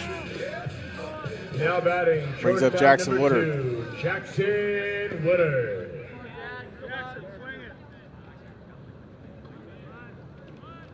Woodard squares, doesn't lay it down. Takes ball, ball gets behind the first baseman Basil Reed, and Dylan Parrott will take second.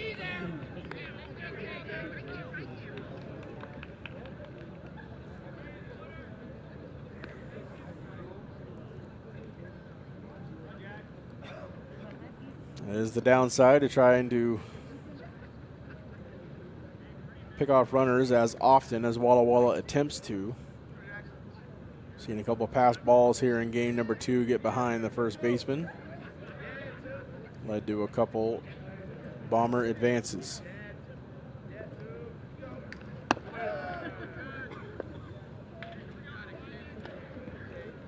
No bunt offered from Woodard, as Parrott is already standing at second.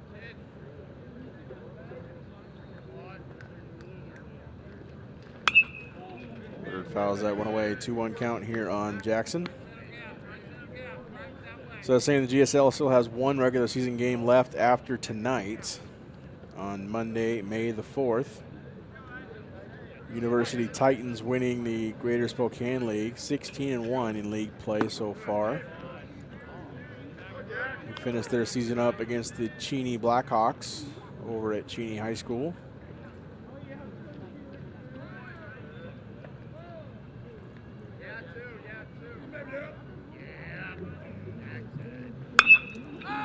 Jackson high, fly ball to center.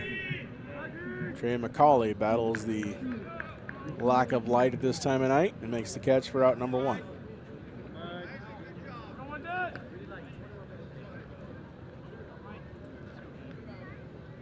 Now batting, right fielder number 26, Michael Ravel.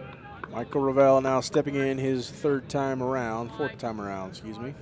2 for 3 today. Single and the homer.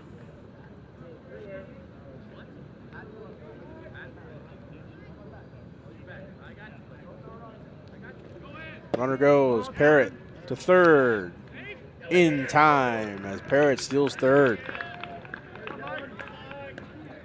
Can't touch this. Can't touch this. So the runner 90 feet closer here for Ravel. Check swing, catches a piece anyway. He was the count up at a ball and a strike. So we told you on Saturday, Chiawana will play Gonzaga Prep in Spokane. And a balk is called, and Parrott will come home for the second time on a balk.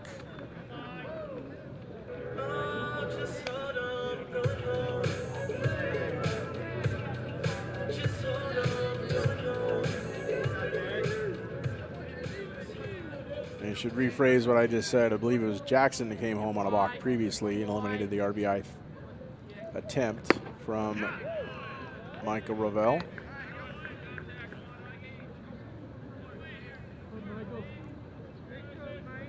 1-2 goes the count here on Ravel. 10 3-year ball game here at Bomber Field.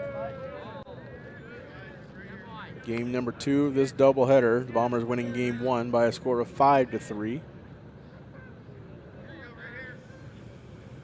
After today, they will wait to see who they will face, either Pasco or Meade. Ravel fouls that away. Pasco and Meade will play on Thursday night. So you will come here to play Richland on Saturday. Again, the Kamaikan Braves locking up the number 2 seed as Ravel swings through that pitch for strike 3. And there are 2 down here in the 5th. Coming to the plate, third baseman number 5, Hayden Galloway. Galloway now steps in. Kamaikan getting the number 2 seed, Hanford the 3 seed.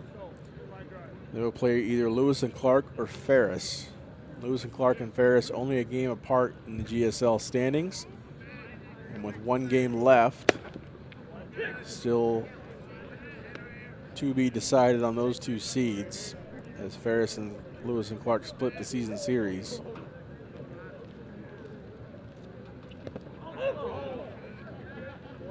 Ball 2 to Galloway. Ferris will play Shadle Park. Lewis and Clark will play Mount Spokane at home.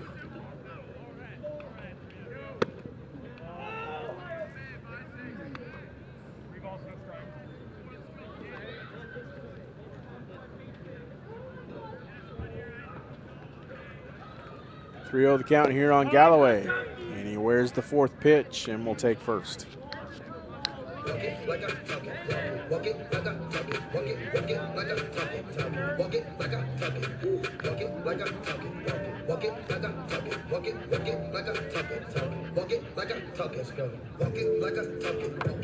And steps Jaron Lee for the Bombers, the number 5 hitter. Lee 1 for 3 today with a run scored and a strikeout. He's got a runner at first in Hayden Galloway. Ball over the head of Jaron, gets to the backstop, and Galloway will take second.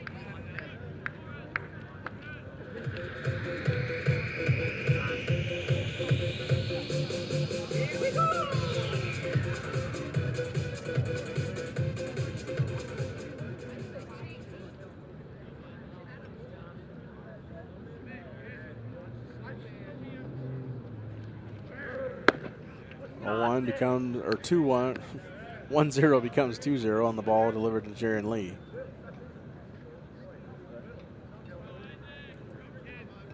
Let's continue our GSL conversation. Shadle defeating Ferris today. Mount Spokane defeating LC.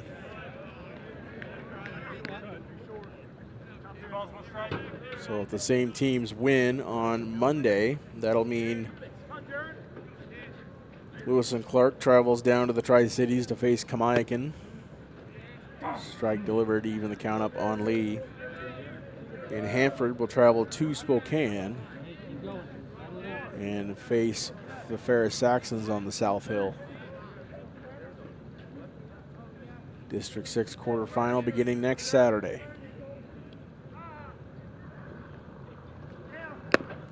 Swings through that one for strike 3. And Lee is sat down with a runner on second. 10-3 our ball game as we head into the 6th here at Bomber Field.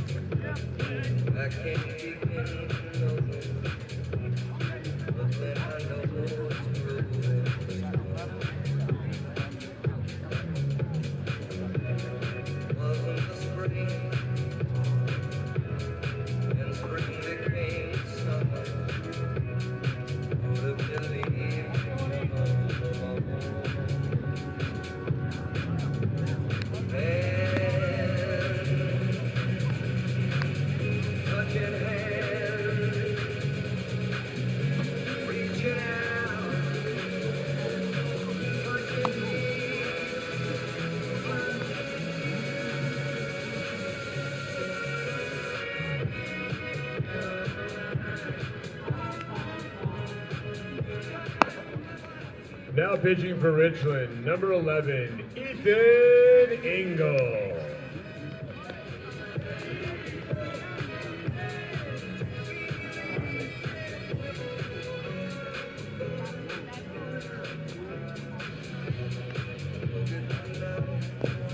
Welcome back to Bomber Field. We go to the 5th inning. And there's a new Bomber pitcher on the mound in the form of Ethan Engel. So out of the game is Deegan Quisenberry, throwing 98 pitches, the exact same amount as he threw against Kamiakin here last Tuesday. 5 innings pitched, 7 hits, 3 earned runs, 4 walks, and 8 strikeouts. He faced 25 batters through 53 strikes. On the mound is Ethan Engel.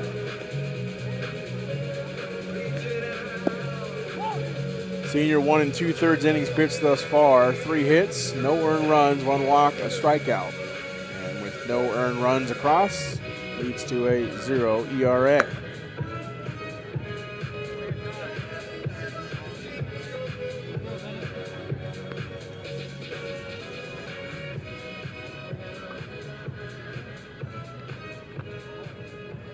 Lead down for the Blue Devils, number 7, Basil Reed. Leading off for the Blue Devils, and the first Blue Devil that Ethan will face is Basil Reed. Reed, the starter in game number 2. Patrolling first base now for Walla Walla. First pitch outside for ball 1.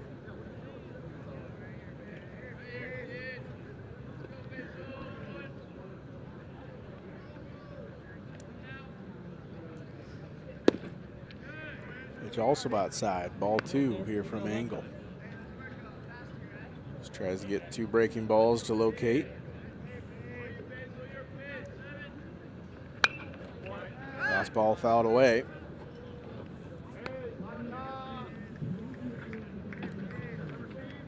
2-1 goes the count on Reed.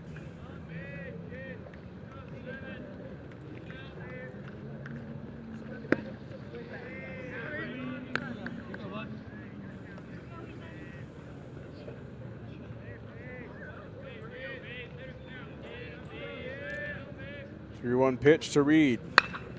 Reed hits that one to left field. Will it stay fair? No, it will not. And Galloway will not make the diving catch down the left field line.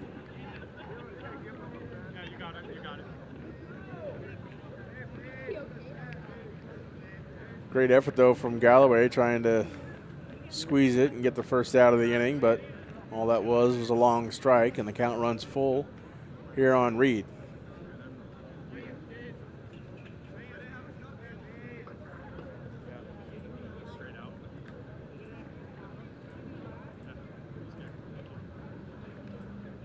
Let's go, bud. 3 balls, 2 strikes.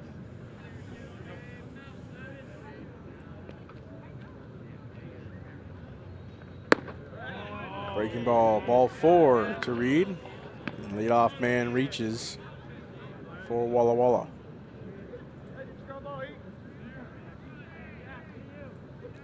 Brings up the catcher, Evan King, for the Blue Devils.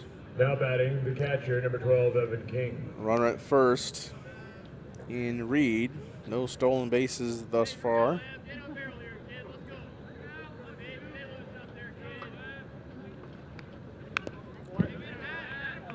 King fouls the first pitch away. Evan King with 2 strikeouts in today's game. Second of 2 here at Bomber Field.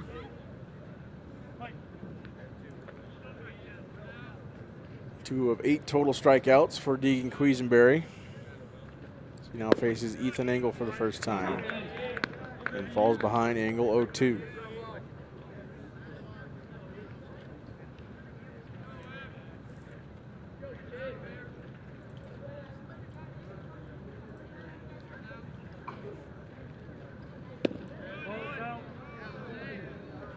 Frame attempt by Bennett Clark doesn't work, and that's a 1-2 count here on King.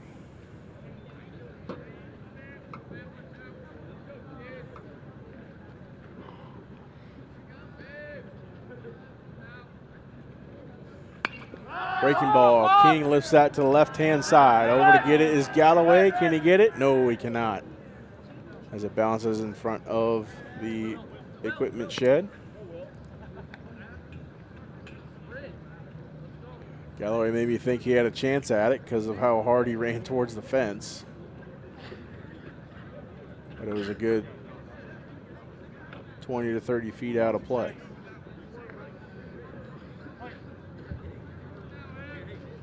So 1-2 the count here on Evan King. Breaking ball inside, and a balk called on top of it. 1 ball, yeah, balk. 1 ball, 2 strikes. Seen more balks called in these 2 games today than I have all season. So there's a runner at second now with nobody out. Fastball high at his zone, evens the count up at 2 balls and 2 strikes.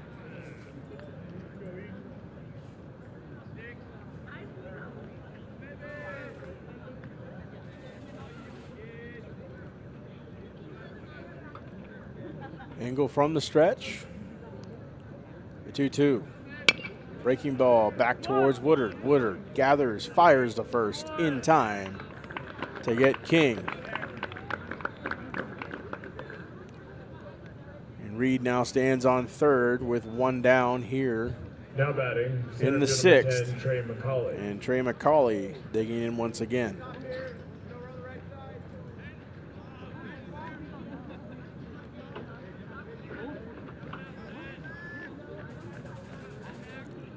Solid shot at winning the overall batting title in the MCC is Trey McCauley. But if you're just talking about conference games, they'll most likely go to either a Bomber or a Kamaikan Brave. Trey Holdren in that mix. Trey McCauley is in the top 5.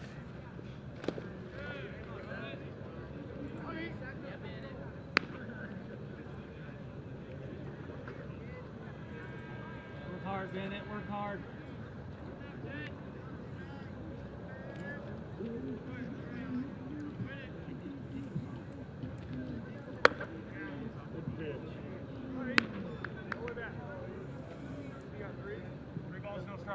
Three balls and no strikes here on Trey McCauley. They have 2 walks on today's game. His first pitch strike.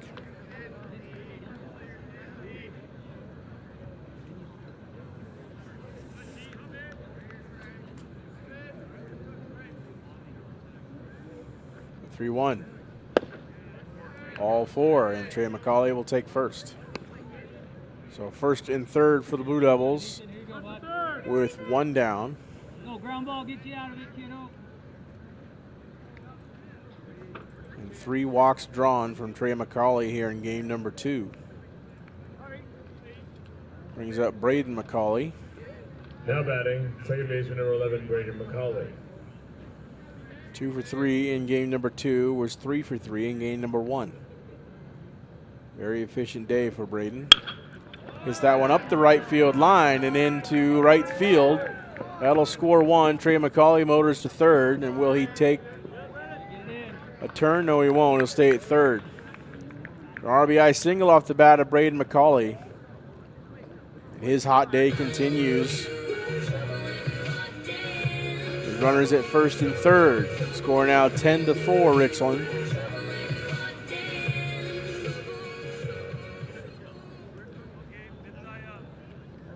Now batting, shortstop number 9, Gabe Swanson.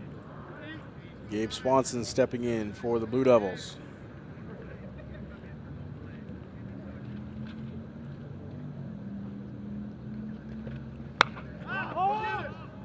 All the right side, foul territory, and no play can be made.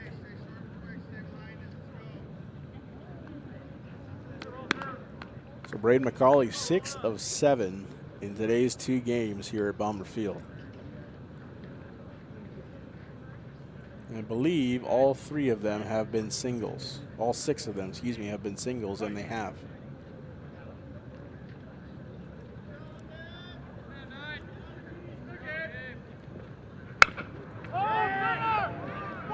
Center field, catch made by Braylon Edwards, fires to home, and just a little bit late. And Trey McCauley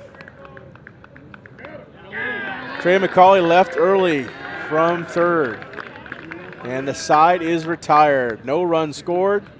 Score stays 10-4 as we go to the home half of the 6th here at Bomber Field.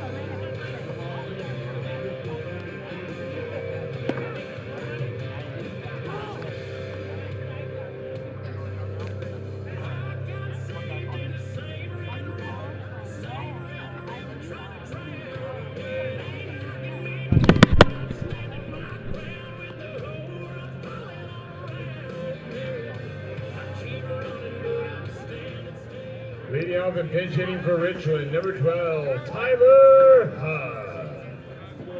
Welcome back to Bomber Field. We go to the home half of the 6th. Tyler Huck pinch hitting for Richland. Isaac Moore still on the mound for Walla Walla. And a final score in Framers Stadium directly behind us. The Bomber lacrosse team winning 20-6 over the Kamaikan Braves and winning the conference championship. Congratulations to the Bomber boys. Still efforting scores from across the river at Edgar Brown Stadium. The conference showdown between the Bombers and the Bulldogs. on the pitch. 3 straight balls delivered to Tyler Huck.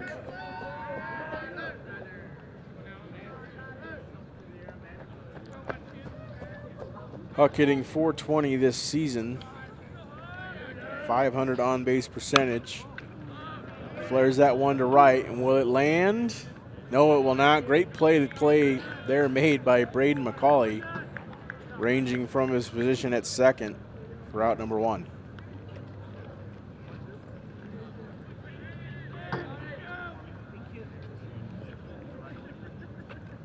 In steps Johnny Solo with 1 down. 24, Johnny Solo.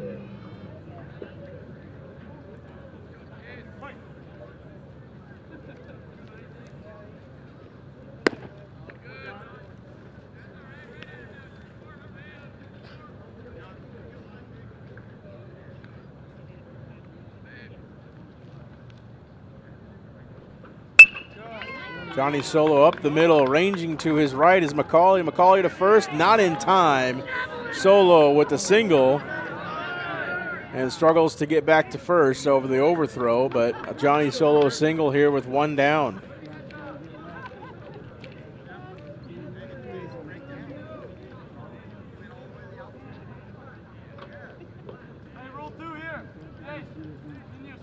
That'll bring up Parker Smoot for Richland. Stepping in, left fielder number 19, Parker Smoot.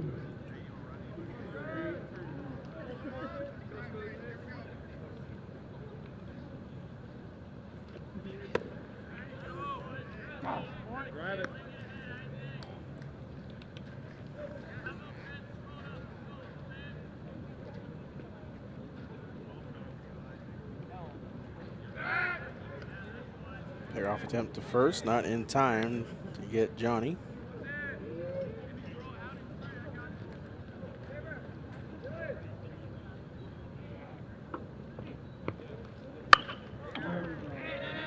Right field.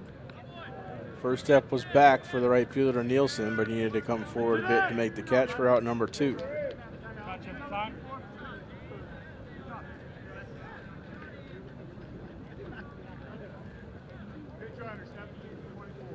Now running at first base, number 17, pinch runner at first Simons. base for Johnny Solo will be Jack Simons, the sophomore. Into the box will be Braylon Edwards. Now batting, center fielder number 4, Braylon Edwards. Come on, B.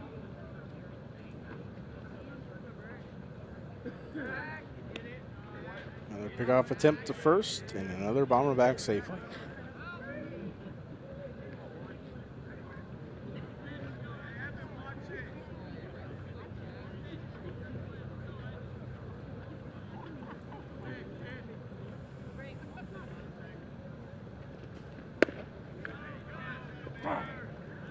Edwards 1 for 3 today with an RBI. Not coming all the way back in the second inning.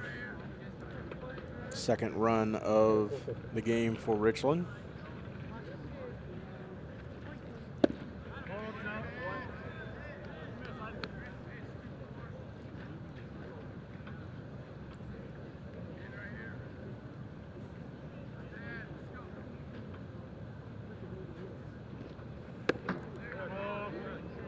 Ball delivered from Moore to Edwards again.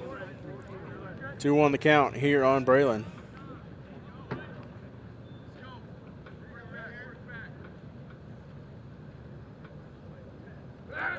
Another pickoff attempt to first, and that will be another balk. So Jack Simons will take second. I believe the 5th or 6th balk call we've seen. I could be exaggerating, but I think it's at least the 4th.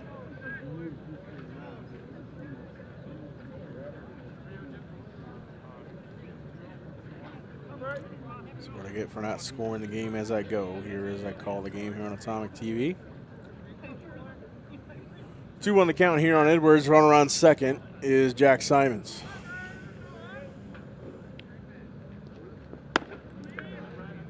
High of the zone. 3-1 the count here on Edwards.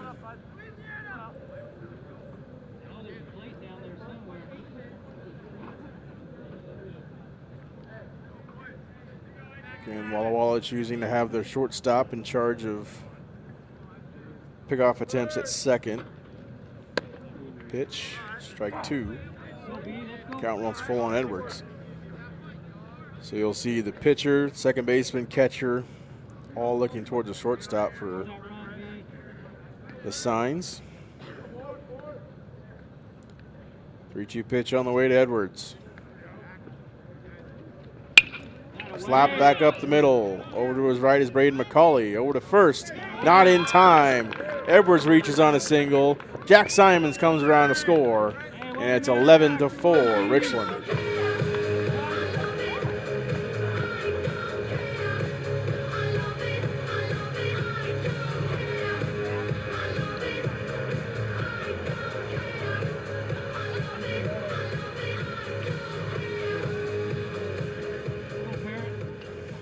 Flip the lineup card around for the 4th time. Number 23, Dylan Parrott. Dylan Parrott now steps in.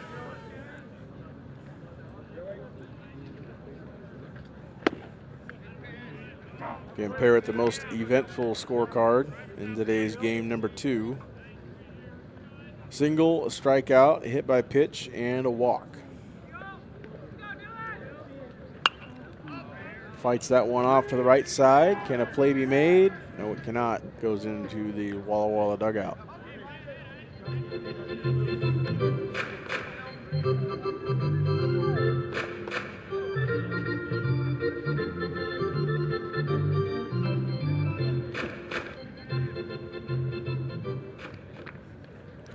Home plate umpire not a fan of music during games. That one fouled off of Dylan Parrott's shin. And it's 0-2 here on Parrott. Go, Parrott, barrel one up.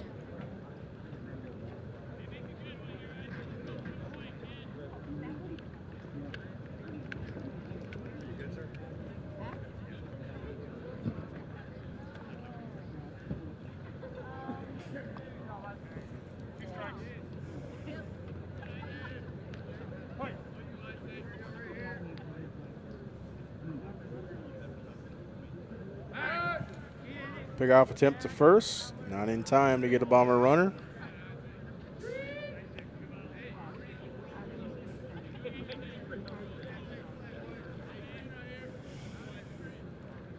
Still sit 0-2 here on Dylan Parrott.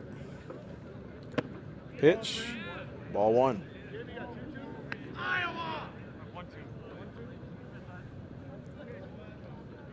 One and 2 the count now are on Dylan Parrott.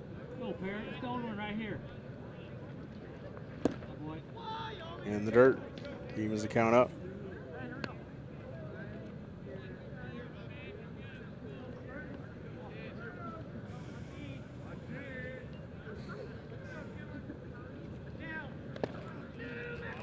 Third straight ball delivered from Isaac Moore. The count runs full here on Dylan Parrott. 2 outs here in the 6th. Runner at first is Braylon Edwards.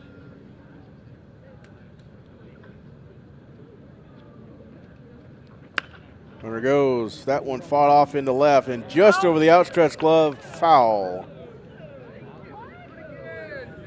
And Parrott will come back to face another full count pitch from Isaac Moore.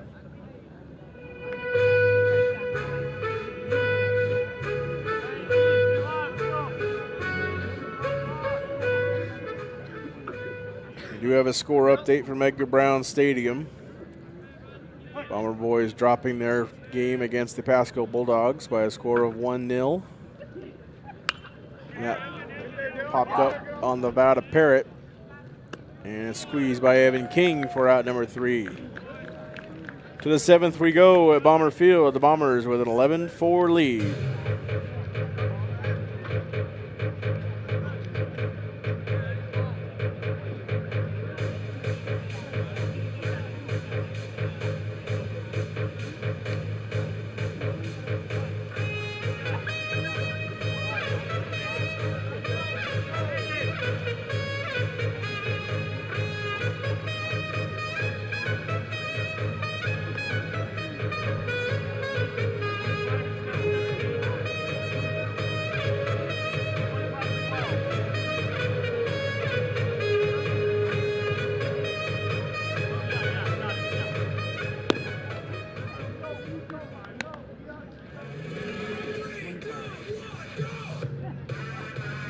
Go to the top half of the 7th inning. The Bombers with an 11-4 Now lead pitching over the for Blue Devils. Richland, number 25. We'll have a new pitcher here in the 7th for the Bombers.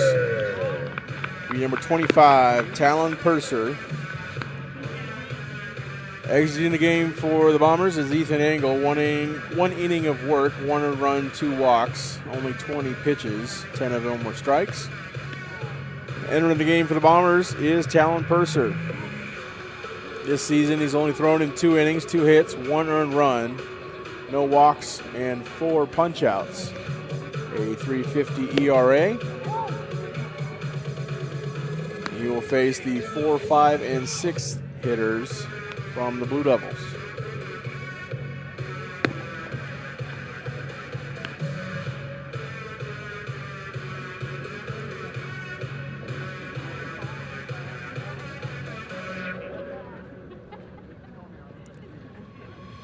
Leading over the Blue Devils, left field number 23, Michael Spaulding.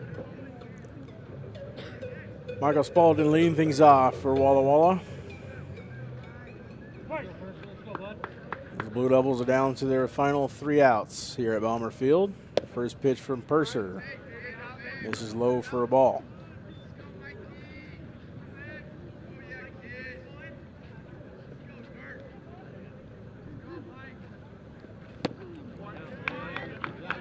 Here's the count up here on Spaulding.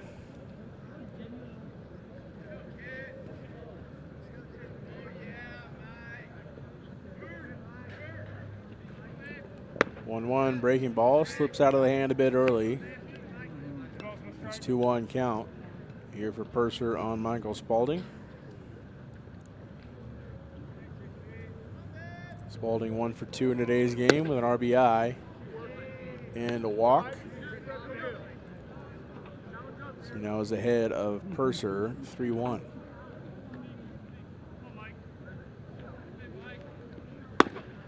Outside, and leadoff man will reach.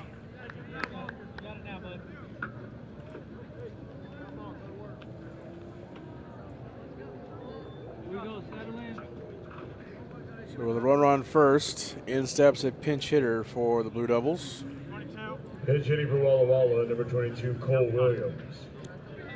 Cole Williams for the Blue Devils.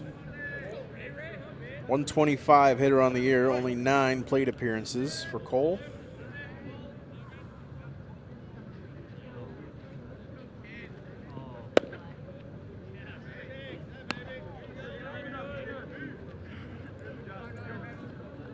So we maintain a tight strike zone deep into the 7th.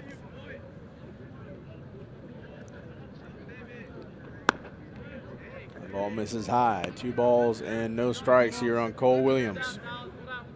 Small adjustment, small adjustment. Well, as I alluded to before the final out of the bottom of the 6th inning, the Bomber Boys soccer team dropping their game against Pasco by a 1-0 score. That one tapped back to the mound, and Purser slipped under Purser's glove, but Galloway was there to recover and throws out Williams for out number 1. And in stepped Jay Smith.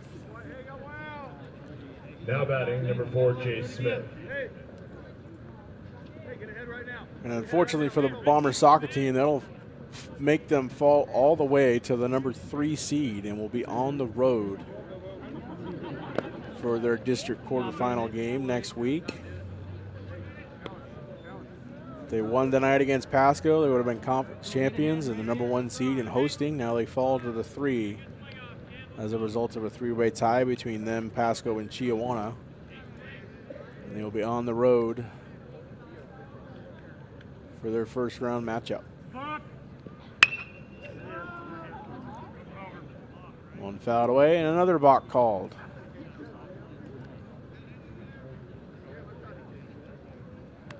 Now I'm pretty sure there's been 6 balks called tonight. So the runner moves over, Michael Spaulding moves over to third. And it's a 1-1 count here on Jay Smith.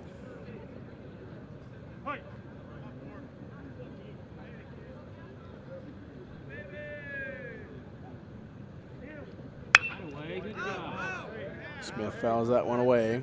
And it's a 1-2 count.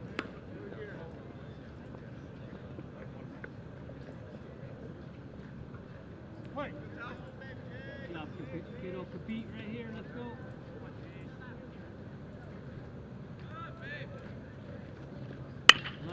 Smith over to the second baseman. Parrott gathers and fires the first to get Smith, but a run does cross. And Michael Spalding, and there's 2 down here in the 7th with a score 11-5 in favor of Richland.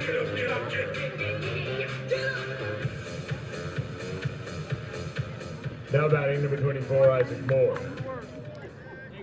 Isaac Moore now in the box for Walla Walla, down to their final out. First pitch in the dirt for ball 1.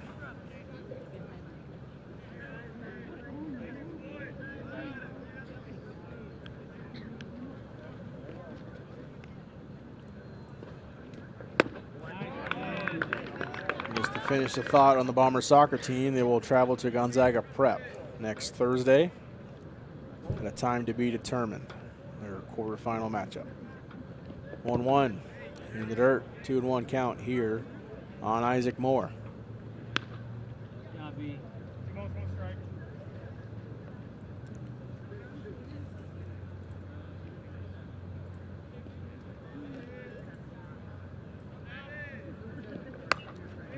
One fouled away and off the press box for strike 2. Baseballs, no baseballs, guys. 2-2.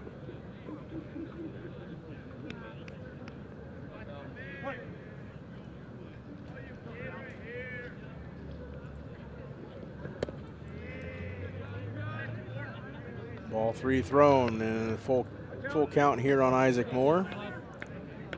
2 outs and nobody on.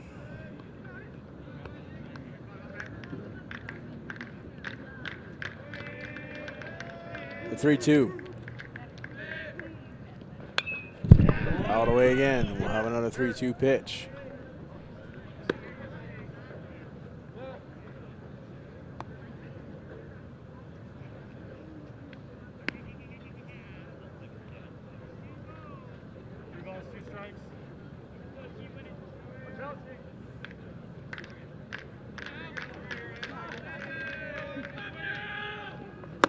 Strike 3, and that game is now over. The Bombers win their 20th and finish the 2026 campaign with an 11-5 victory over Walla Walla and improve to 20-1 on the season.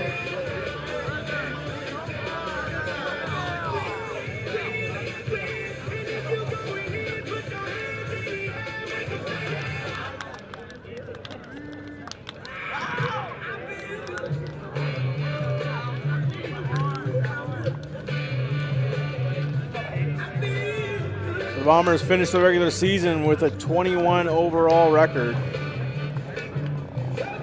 and a 17-1 MCC record, dropping their only MCC game to the Kennewick Lions here at Bomber Field back in March. And that's the 19th 20-win campaign for the Richland Bombers all time, and we haven't even started the playoffs yet.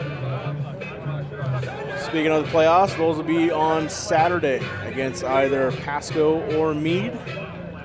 Those two will play on Thursday next week to determine who comes to the Bomber Field and faces the 34-time conference champions.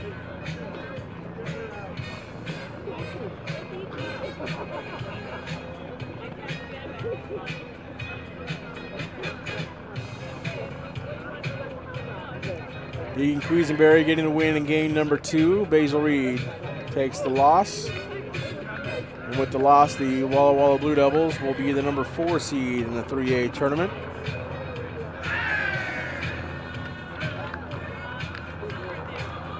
A tournament also starting next week, next Saturday. Here come the Bombers for their conference championship picture. Fans, it's time for the regular season Mid-Columbia Conference Championship trophy presentation. To your Mid-Columbia Conference champion, Richland Bombers. Trophy presentation being done by Richland Administration, Adrian Ochoa, Mitch Davis, and Dave Philippi.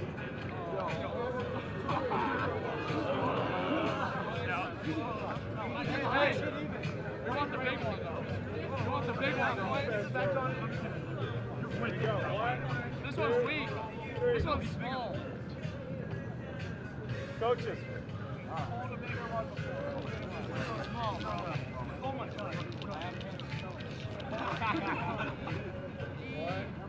Expectation on 3. Expectation.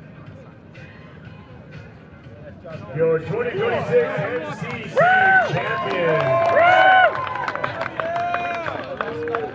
I can't swallow them.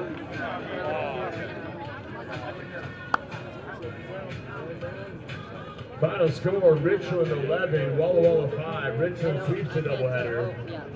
Fans, thank you for your support of Bomber Baseball and Bomber Athletics. The Bombers' next home game will be round 1 of the district tournament on Saturday, May 9th versus either Meade or Pasco at 12 p.m. We hope to see you right back here at Bomber Field for all the action. Please have a safe trip home, have a great weekend, and as always, go Bombers! The Bombers take 2 from Walla Walla and close out the regular season on a high note. 20-1 overall record, and the 2026 MCC championship. Again, the Bombers will be back here at Bomber Field next Saturday, May the 9th, against either Pasco or Meade. Those two will play on Thursday. Keep an eye on Bomber Athletics social media for who the Bombers' opponent will be.